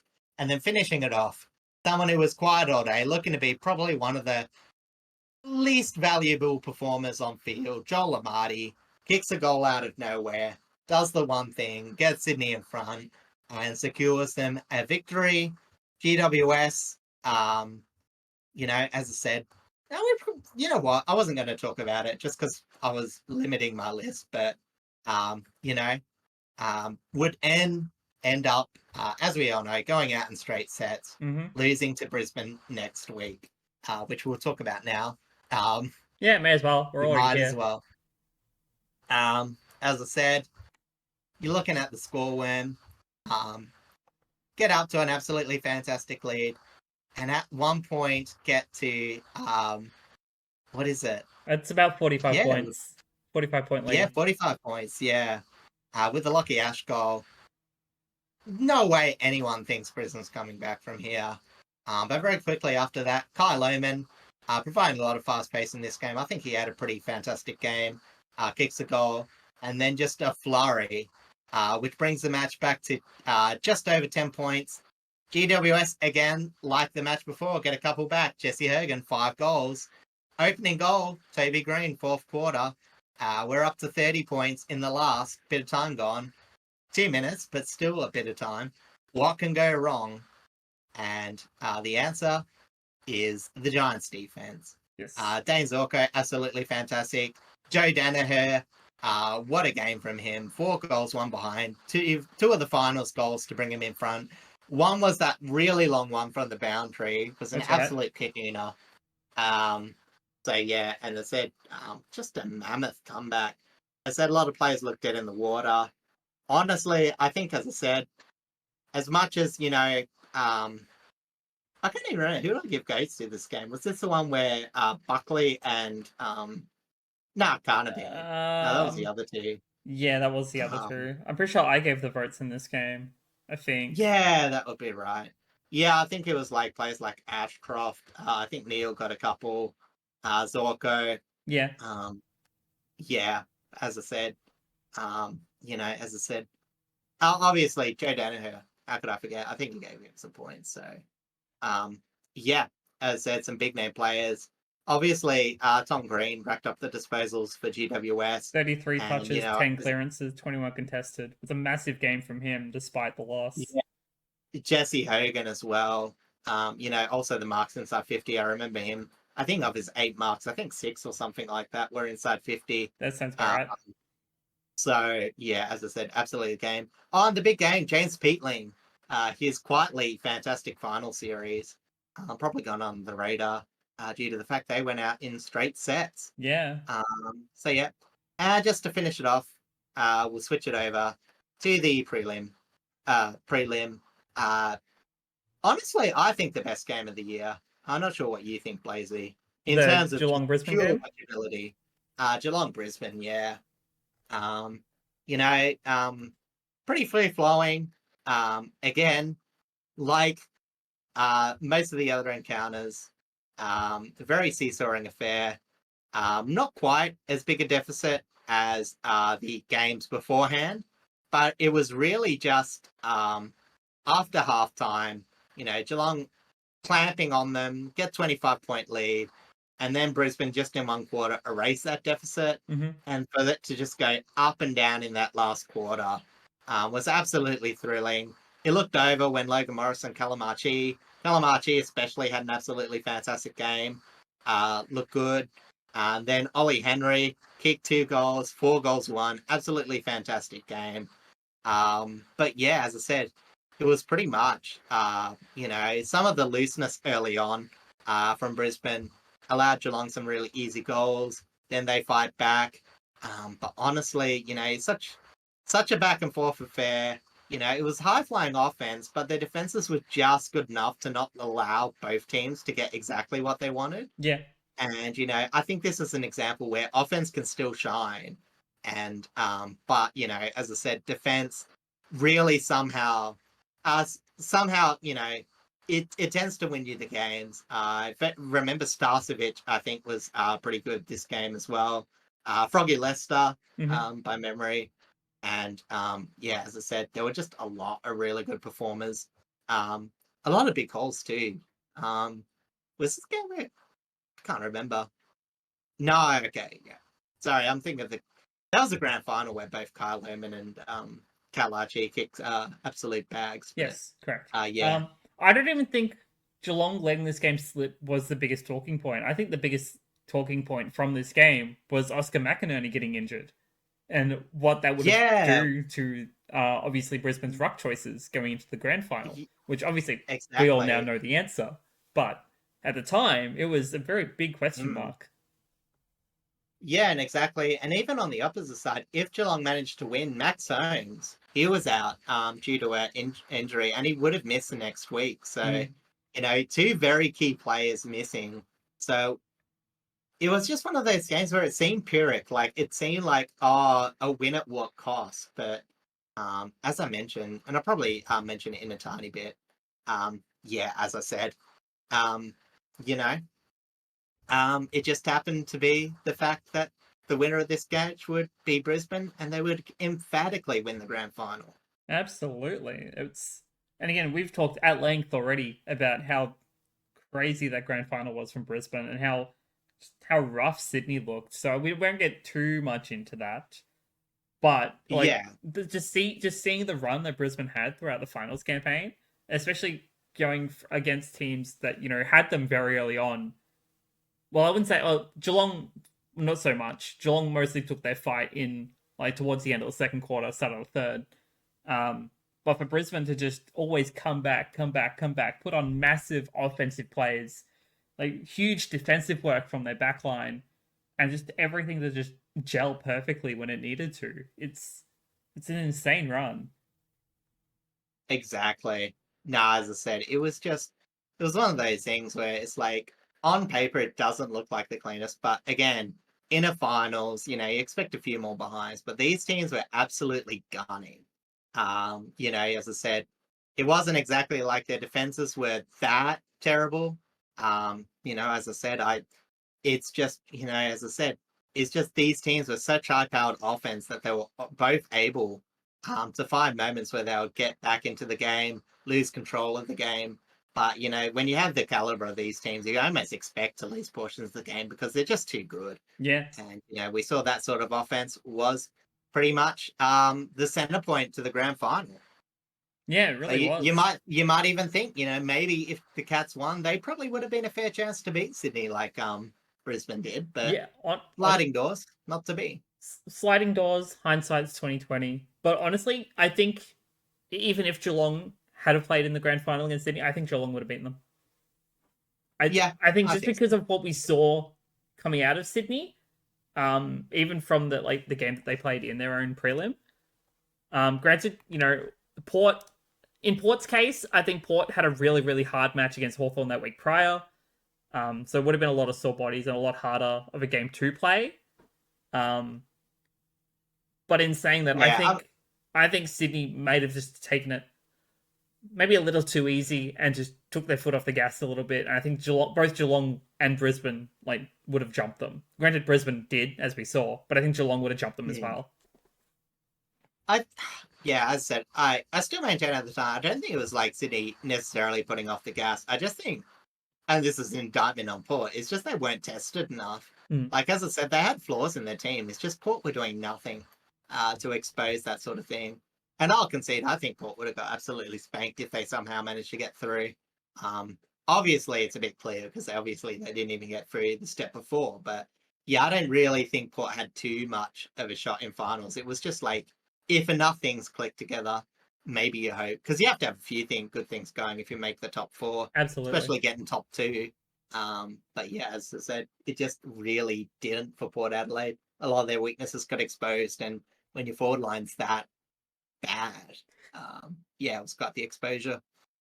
All right, do we want to now jump back to that St Kilda game? Yeah, I'll finish it off with, you know what, we won't go over the worst games. We'll put them behind us, but I will mention them. The worst games I thought of the year were St Kilda and Gold Coast in round 13. It was an absolute slog. It was a behind fest. Oh yeah, I It was remember this absolutely game. terrible to watch. Such a dour affair. I absolutely hated reporting it. I can't remember much of the game. That's why I just want to go through the list. I purged these games from my memory. Adelaide St Kilda, I very much remember. Another St Kilda game, probably a bit of an indictment on them. What round was this? Adelaide was starting to come. This is round 18. Okay. And, you know, it may seem a bit deceptive to put this as one of the worst games. But what I hated about it, it was still back and forth enough to start with. And because I was reporting on it, I was watching it. You know, if it was a real blowout, I might have just, you know, watched the highlights or something. But I stuck with it. I had to go home. You know, I was just like waiting at a point, and the blowout ended up having in the last quarter.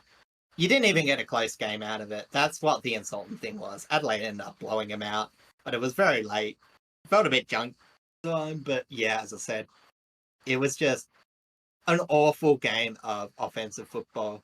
Despite Adelaide getting a bit back on track. Yeah. And I thought the third worst, partially because I have a Carlton supporting friend. I've actually put Carlton versus Hawthorn round 22. It was touted to be one of the better matches of the rounds. Obviously, Carlton looking strong, Hawthorn looking strong. Carlton would get a lot of their injuries early on, and we know how the rest goes. Yes. I've totally forgotten who they've lost, but they lost Mackay, Kerno. Did they lose Williams? I think Williams. they lost Williams. They might have lost Walsh for a game. Yeah, I know they lost a lot of key players throughout the midfield and that forward line. Yeah, it was pretty much the whole of their forward line. Anyway, so yeah, in that game, they put up a bit of a fight early. You're like, oh, this might be the game we're thinking of. And then an absolute blowout. Carlton doesn't score much after the first quarter, and it was just a junk game. Mm-hmm. And, you know, I think that's all about the worst games. You know, we get a few in the year. Whilst we're on the subject of Carlton, actually, I want to briefly touch on their round 23 and 24 games, because they were literally just the Patrick Cripps show. Like, yeah, exactly. I know we already talked about Freo Carlton, but like, yeah, just Patrick Cripps, just absolute dominant in both of those games. Like, granted, you know, one was against the Eagles, and we already know how the Eagles kind of were, but that first quarter, they played really, really close. And then Cripps in that midfield just absolutely dominated and allowed their forward line to score. A completely clean game from him. And then again, back in round 24 against Freo. It was just... Because... sorry. Yeah, sorry, I did mean against St Kilda. Like, yes, St Kilda won, but it wouldn't have been as close as it was if it wasn't for Cripps. Yeah, exactly. And, you know, like, as I said, even just the amount that Carlton were able to muster... when, as I said, some people legitimately tipped West Coast that match. I don't think I did. I don't think I did, but we were already very, like, 50, like, very weird positions in our tipping anyway, so we didn't really take the risk. Yeah. But, yeah, as I said, I was still pretty sure. But, you know, I would concede, like, there was an option, but, like, you know, Carlton made sure that at absolutely no point that they were going to win. And then against St Kilda, who were finding a bit of form at the last half of the season, Carlton would get that three-quarter time deficit. They'll build it back up in the fourth. You know, Jesse Motlock kicking that goal until Jack Higgins just pulls one out of nowhere and, you know, gets them. And, you know, it was quite a finish to the year. Yeah, it was. It's like, yeah, and as we said at the end of season, like this game cemented high hopes for St Kilda going into 2025. Granted, you know, now they've lost Membry and they've lost Battle, which doesn't help them really at all, to be honest. But they had some good momentum. A lot of their players were actually really fit and really firing. and I think they can actually track higher into going into 2025. Obviously, when we push into January, February, and take a real look at them, Yeah. we'll take a stab in the dark on that. But I think when this game finished, I think we both agreed that it was a massive positive sign for them going into the off season. Yeah, exactly. As I said, it's always hard with St Kilda. It's not a team that I like to give too much hope to. Which sounds harsh, but you know what I mean. It's St Kilda. They're very yeah, their offense isn't great. Their defense is very solid. We've seen this show before. But as I said, it is very interesting whether they can actually capitalize a bit on small ball, what they're able to do without Max King. And Yeah. I'd like to see them do it with Max King in the lineup. But Absolutely. take some lessons from that. And add a bit of dimension to their offense. But there's a couple of things before we probably finish off, because we have been talking for a while. So there's two things I want to wrap up. If there's anything you want to add to it, feel free. But I want to finish with, in terms of talking about the games, I'll list my top 3 wins out of nowhere sort of games. Mm-hmm. And then we'll finish up with my players that I want to ear tag for 2025. Does that sound good? Go for it. All right. Now, we'll go in reverse order. A probably forgotten game. Even though, it didn't quite come out of nowhere, because West Coast had a very solid showing against Fremantle, which also could have made this list. I put an honorable mentions because I made a list of Oh yeah, that initial derby was a come out of nowhere, 100%. Yeah, that was a come out of nowhere, but Freo ended up coming back from it. You know what I mean? There were signs that West Coast might have just gotten a bit lucky to catch Fremantle on the high hop. But next week, West Coast against Melbourne, round 10, and they absolutely thumped them. Assuming I got the right round? Oh, thank you. I was going to say, I don't trust my notes anymore. No, you got the right round. Too good. Yeah, Melbourne at this point weren't terrible. They started the season very strong. They were 6-3 at that point. Still had most of their midfield. I don't think Petrarca was injured yet.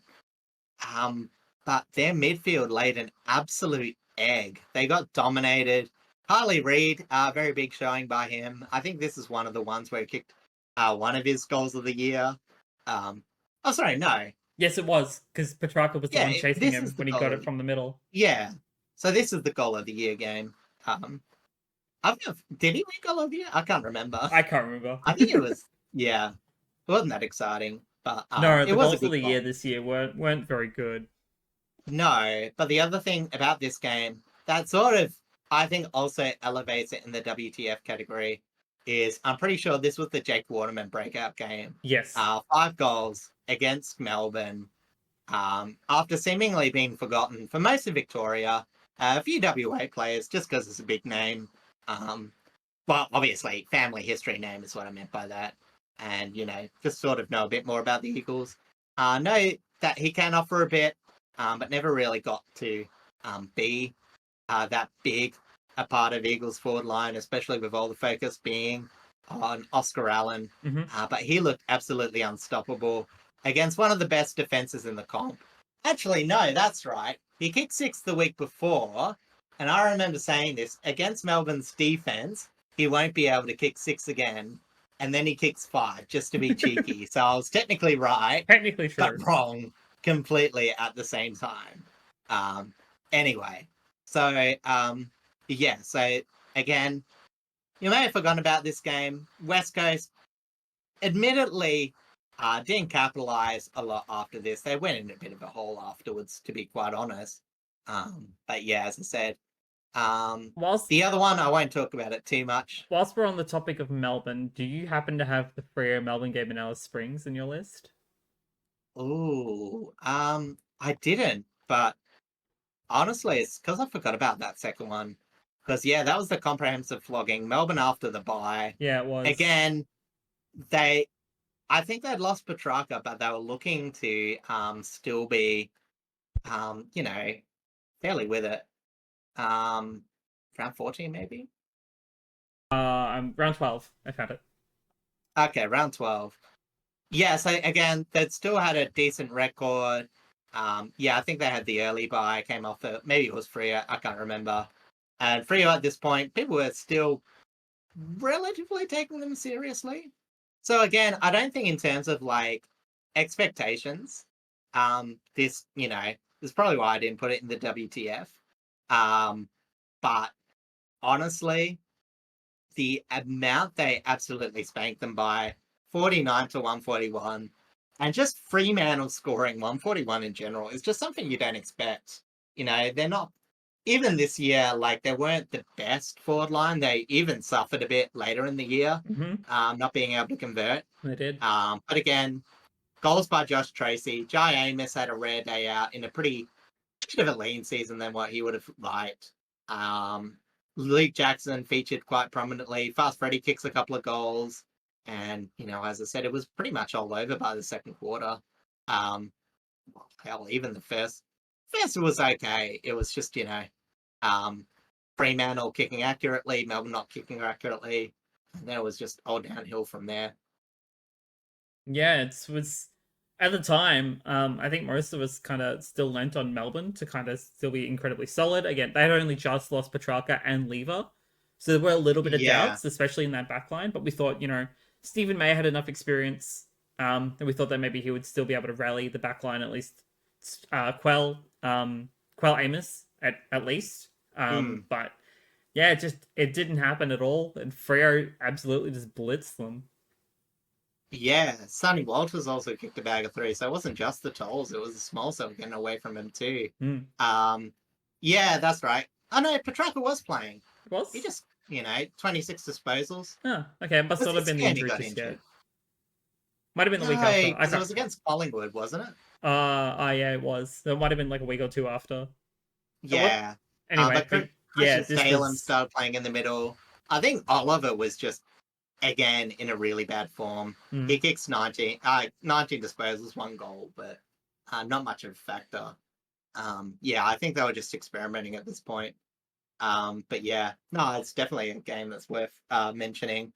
We've talked about Richmond versus Sydney, so we'll go to what was a close match, but still very WTF-ish.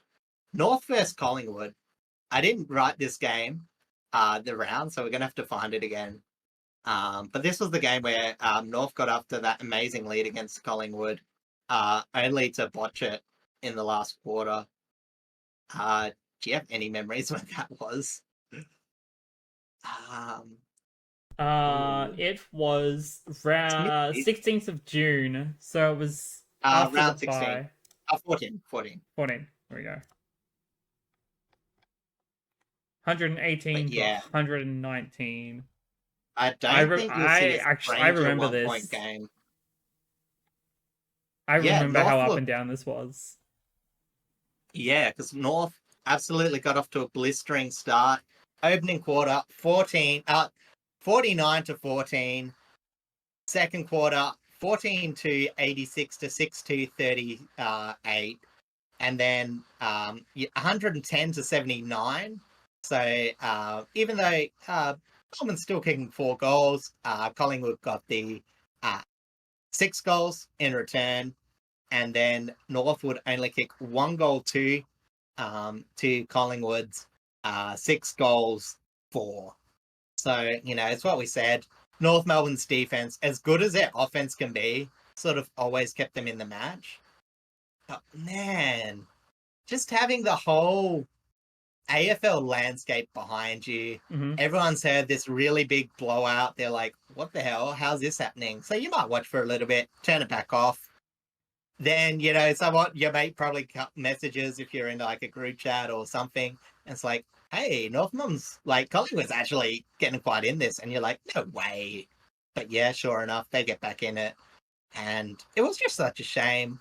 Yeah, Collingwood was still gunning for finals at this point. They sort of needed the win, probably a lot more than North did. But absolutely. It was just something you really wanted to see, especially considering some of the more disappointing performances for North after this game. It wasn't too many. It wasn't the worst back half of the season for a bottom 4 team. But no, they did beat Richmond on Dustin Martin's final game, after all. Yeah, yeah, no, they beat West Coast as well. They did. Or was that beforehand? I can't remember. They were fairly close together.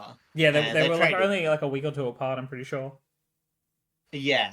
So anyway, so they managed to get those two, but yeah, as I mentioned, no emphatic wins, sort of the win a game a bit above you suggests that things are going to get better anytime soon. But this was still a lot good about North Melbourne's offense. It was just absolutely amazing that this game A got to a point, B was 118 to 119, and Collingwood, remember, have a pretty bad offense.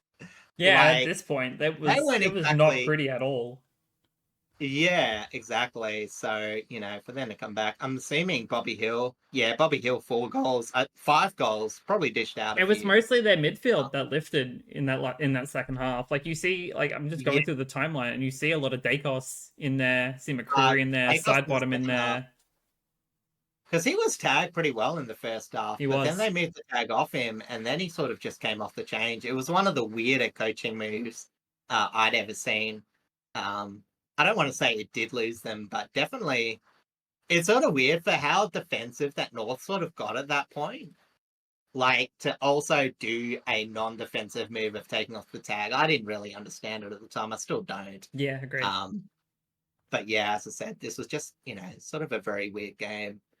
And to wrap it all off, we'll go to the one we talked about earlier, round 17, St Kilda versus Sydney.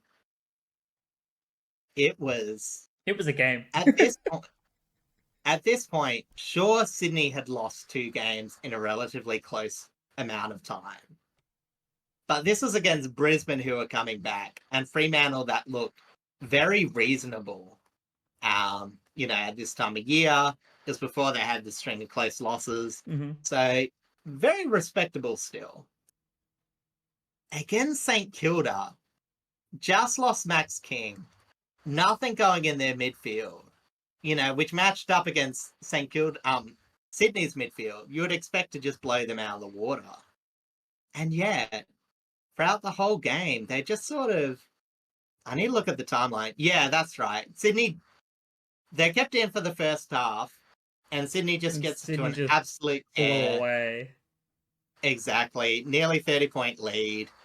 But then inklings, Cooper Sharman, Jack Higgins, 2 goals, there you go. Filippo. So it was all the young kids, and Jack Higgins, of course. Mm-hmm. But this is what I meant earlier, where you saw signs of where the small ball can work. And, I know Tim Membry's gone to Collingwood now.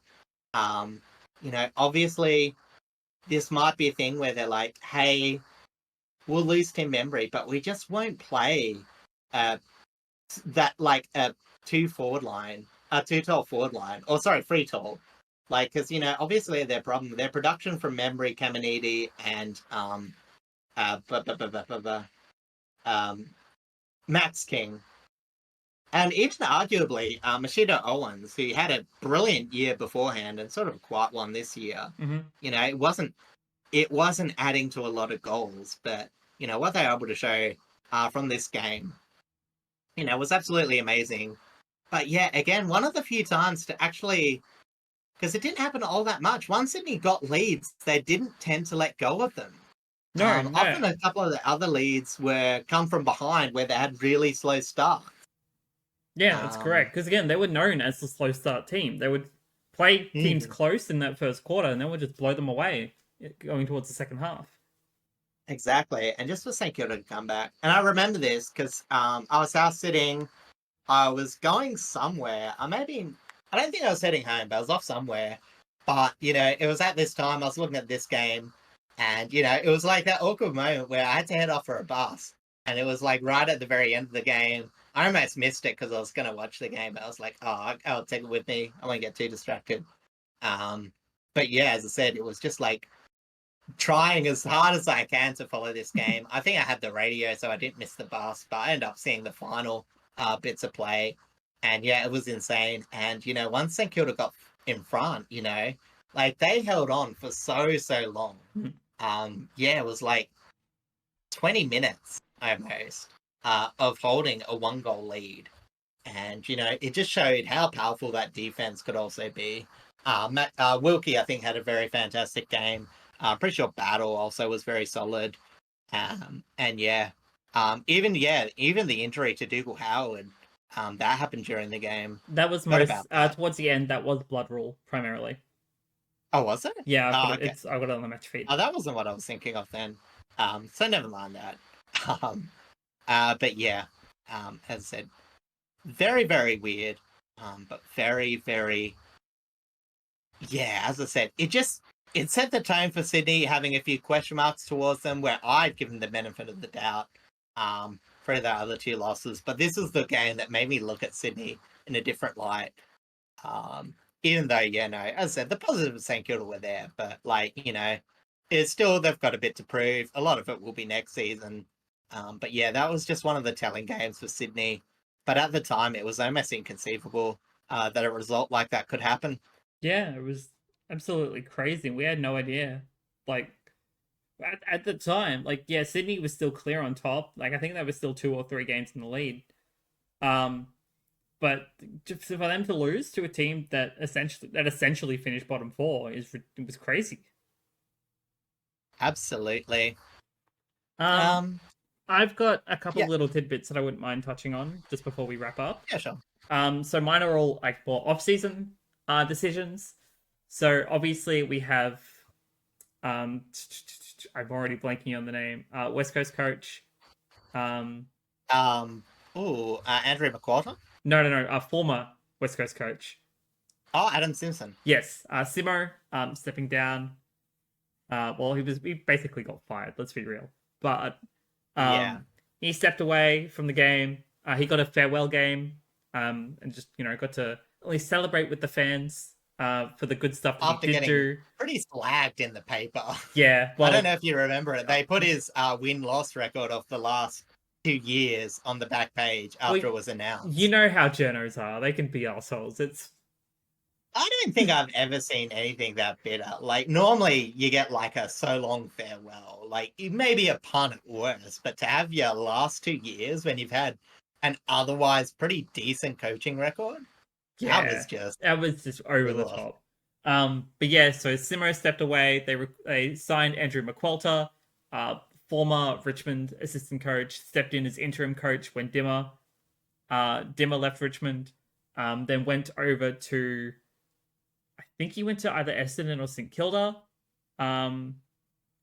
as an assistant coach. He basically took Adam Uze's role for that 1 year as Uze came over to head coach us. And then, got the West Coast gig. I'm looking forward to seeing what he does in 2025 with that crew, especially now that he's taken some of his own players with him, like Baker, like Fridge. So that'll be very interesting to see.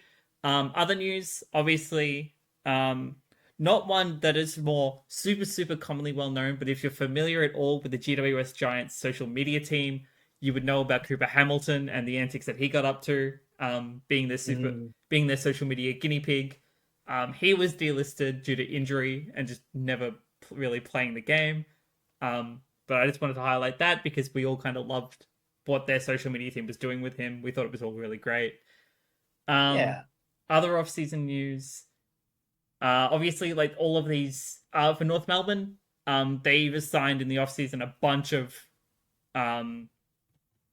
mature age, quote unquote retirement age, late age, 30+ year old players. One of the notable ones being Luke Parker out of Sydney. So that was one of the big bits of news in terms of a player that we wouldn't think would actually leave Sydney. We think he would retire at Sydney. Yeah, exactly.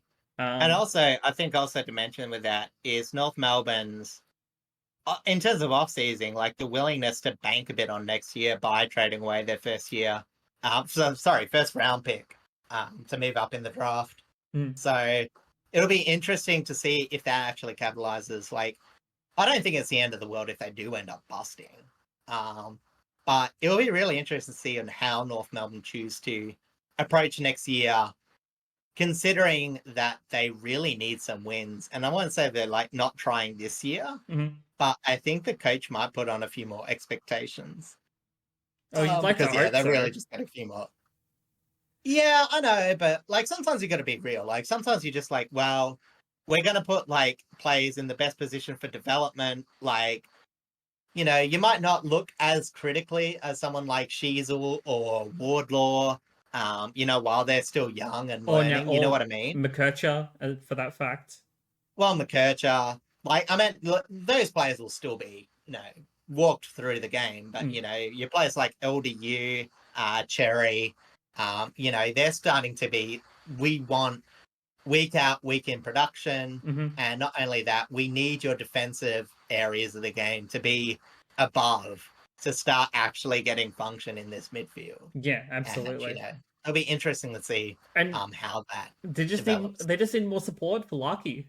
We've got to make sure the Suv kicks more bags. Yeah, exactly.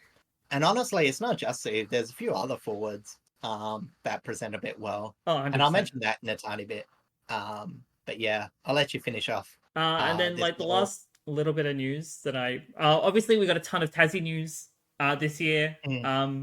Obviously, you know, they were like officially announced to be coming into the league. They got their name and everything. They also, you know, had a big fundraising drive. They got a bunch of cheap members. Is technically what it is. Until their official membership service comes in.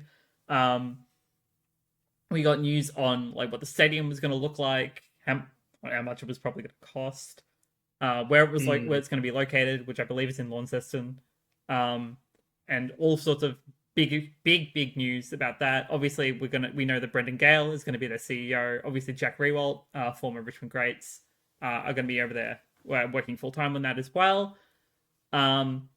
We also got news on what some of next year is going to look like. So we know that Gather Round is going to feature in the Barossa Valley, which is very exciting for the Barossa. Unfortunately, opening around 2025 is going to exist. We're not fans of that. We also got news that North Melbourne will be playing games in Bunbury as a deal with the West Australian government and you know, West Coast and Fremantle themselves, in exchange for them slowly moving out of Tassie, now that the Tassie team is going to slowly come in. And also, as a final bit of news that we only touched on just last week, was John Longmire stepping away from the game. So yeah, I said it's something. It still hasn't really sunk in that we're not going to be seeing him, at least for next year. Yeah, it's crazy. But yeah, big personality. And yeah, as I said, I wouldn't say he'll be sorely missed because we'll see him around, but you know what I mean? It's just, you know, 15 years. Well, quite 15 years. But, give or take 15 years. Yeah, exactly. It's a pretty good stretch of football. Always consistent. Only a couple of losing seasons. So, yeah, absolutely. Definitely a lot of big news this year. And you got any little tidbits to finish up with? Well, I think to finish off, it's not going to be around Christmas if we don't talk about the kids. And I've just ear tagged 5 players. You might forget about them, you know, during the end of this year. I want to ear tag them for 2025 because they'll fall under the radar compared to players around them. But I think they could have pretty good seasons next year. They're not going to be all rookies. They're going to be a couple of years plus players. And I'm going to start it off with someone who I alluded to before in that North Melbourne forward line that I think if the ball gets in there more, is going to prove a very good value. And that's Paul Curtis. A tiny bit as well to Eddie Ford, but when you look at Paul Curtis, he provides so much pressure when North Melbourne are able to put the ball forward. He tackles a lot, gets a lot of inside 50s per game, still kicks a lot of goals for a small forward. But, you know, it's just that painfulness of being a pressure small forward in a team with one of the least forward 50 entries in the competition. If North Melbourne can somehow work the ball forward, I don't think it's just Lick Larky. I think it's also players like Paul Curtis and, as I said, Eddie Forward. And, you know, they rank those too much that they're willing to let go of what was considered a fairly good talent in Curtis Taylor. Surprisingly, they let him go. But, when you have players like that, maybe that's just the two that they're going to build around. Mm-hmm. Going up one, we're going Judd McPhee. A player this year. Actually, he might actually be a rookie. Maybe I've broken my own list. I can't remember if it was his second year. I think this year was his second year. Yeah. Anyway, we saw him spend a bit more time. Played a bit on the wing for the start of the year, but sort of got a bit of midfield time, and he didn't look too bad. And I think he's added a bit of what Petrarca was able to bring to the table, just in a smaller dose, obviously, and that was defensive pressure. Because obviously with Oliver having an off year, Viney being missing, Viney taking a more predominant role as an accumulator rather than his defensive responsibilities that he's known for. A player like Judd McVie sort of had to step up to fill in the gaps of other areas, and I wonder if that's going to fast track him into the guts a bit more next year. We'll have to wait and see. But even on the wing, I think he provides a lot of pressure. It's a lot of good ball movement. And I think, compared to some of the other players, there's going to be a lot of focus on that back line, a lot of their midfield and their forward line, even with, Disco Turner and Jacob Van Rooyen. Mm-hmm. But don't forget about Jack McVie, because, as I said, I think is a positive for Melbourne. That should shine next year. Third, a person that went in the trade, talked about a bit how he had a pretty solid finals, had a pretty good job tagging roles throughout various years. That's James Peatling, goes to Adelaide, and I really think he can add a bit of value to that Adelaide midfield. Obviously, I mentioned before, Adelaide, I thought their defence was okay at times. I think their defensive numbers were a lot worse than the team on their paper, and I think that had a lot to do with their midfield, conceding clearances, not being defensively responsible enough. And I think James Peatling really looks to be a solid fit for that sort of role. Again, not a player that people thought about in GWS's team lineup. Had a few games, got a few to mention, but I feel like he might have been a bit forgotten come next year. So I'm going to say, put him in your bookmark, James Peatling next year. I want to second that, because I remember talking about him very early on when he started playing as a sub, and he would come in and still rack up massive amounts of numbers in this short span of time. And then he started getting more mainstay, like best 22 positions and best 22 games. He played in the finals, and he played really well in the finals despite the losses. But yeah, he's definitely going to be tagging role against Errol Goulden. Yes, in that, he was the one that was tagging Goulden. Yeah. But yeah, now that he's going to Adelaide, it will 100% bolster that midfield. Because again, when we talked about Adelaide throughout the season, we mentioned that for a lot of the time their defense was the best part of their team. They had issues in the midfield. They struggled up forward, especially without Thilthorpe for a while up there. But now that in the back half, but yeah. Once Thilthorpe came back, they solidified a lot better and got a lot better. But that midfield was always a massive struggle. And Peatling, now going to Adelaide, going to fit into that team, I think it's going to be a huge improvement going forward. Yeah, if Adelaide can hold enough, again, keep their progressions going that they've shown in the last half of the year, I think like this sort of move, I don't know if they're going to be top, but I can definitely see a lot of improvement and a lot more competitiveness. And I think some of the moves on the off season will help for that. 100%. And second, I've mentioned him a lot, is apparently not as much known outside the West. As I said, Blazey probably known because I mentioned him a bit. West Coast Eagles, Brady Hoff. He is going to have a massive task ahead of him. And I think he's shown enough signs to where he will take some of this responsibility.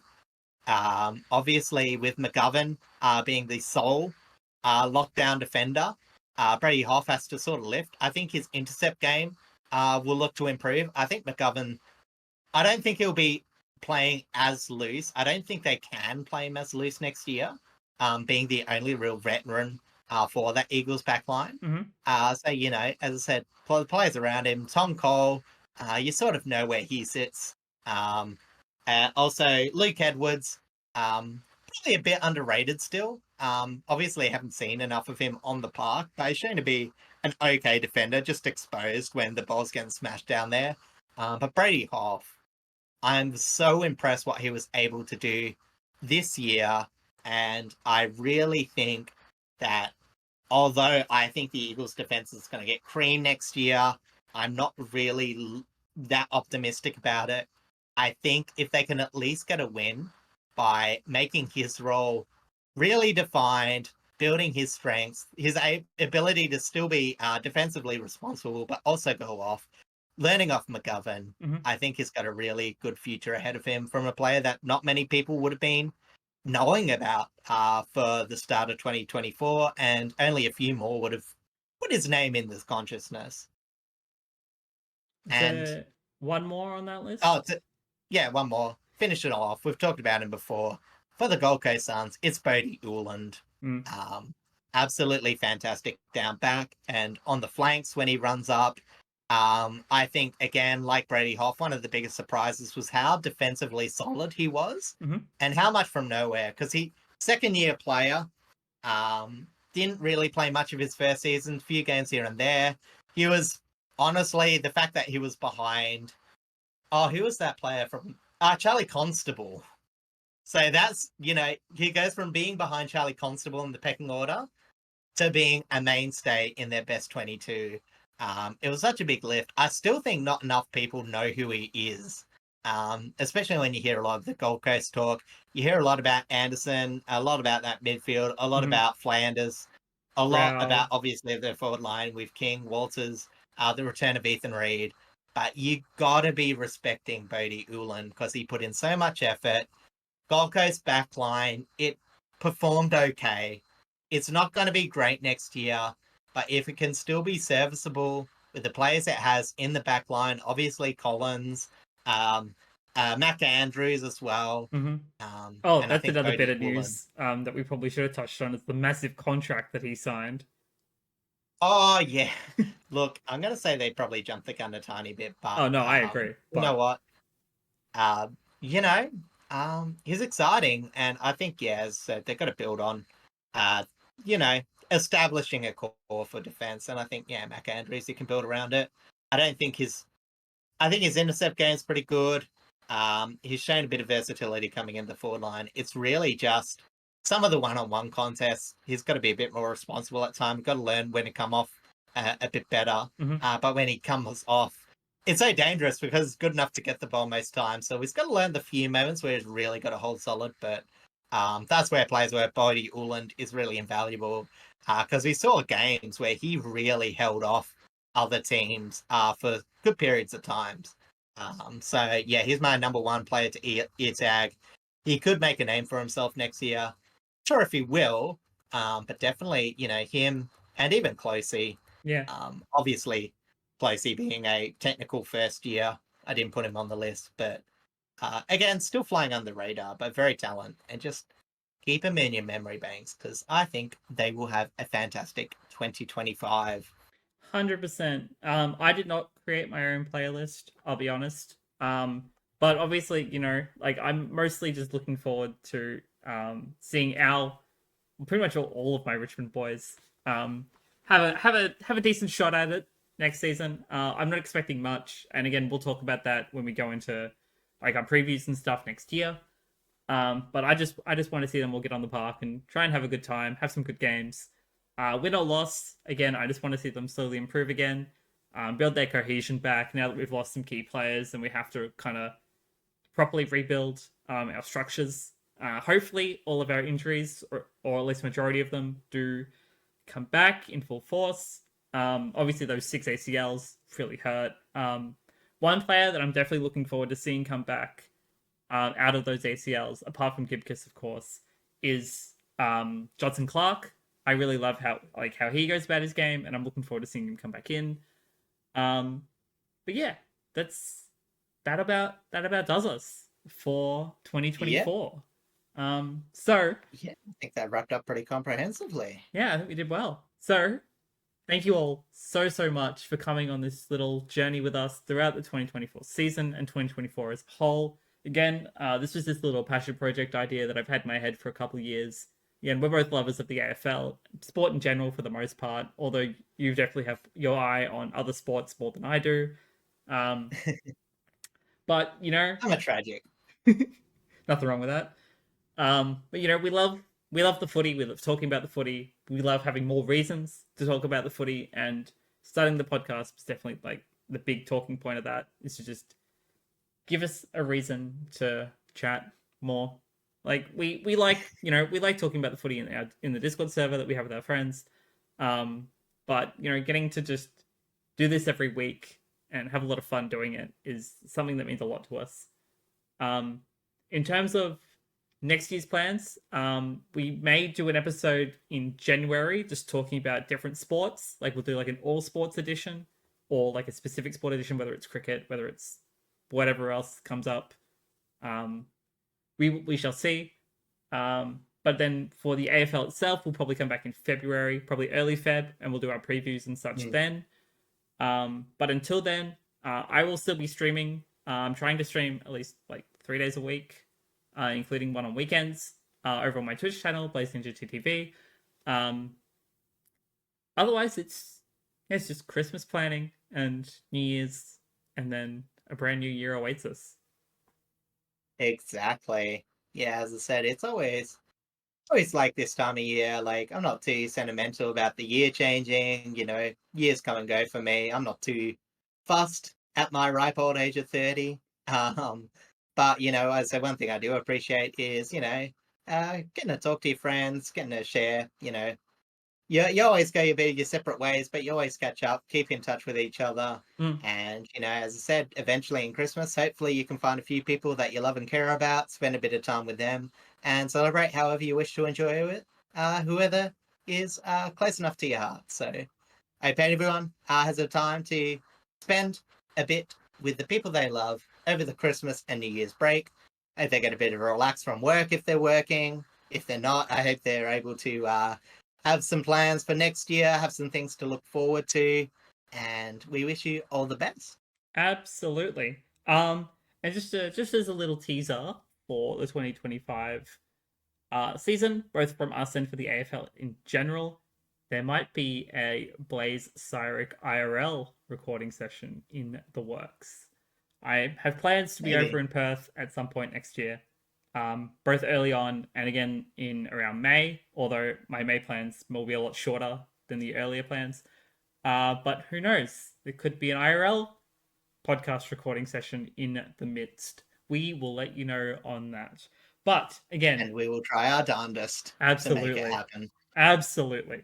But yes, that does us for 2024. Thank you all so much for supporting us. You know, we appreciate all the little views that we get. Again, we only do this as a hobby. We do this just for fun. We're not trying to, you know, massively grow exponentially, you know, do this full time. That's maybe a little too much work for us. But we love doing this. We love sharing our thoughts and our feelings about one of our favorite sports with you all. Again, we love talking trash about our teams, about each other's teams, about every other team, but also obviously the positives as well. Like, you know, the run that Brisbane had, the finals, we love talking about that. Hawthorn and their rise in both the men's and the women's. That was insane for both of us to see. And yeah, we're looking forward to doing it all again next year. Yep, absolutely. So, thank you all once again, and we will see you all in 2025. Goodbye. Salute.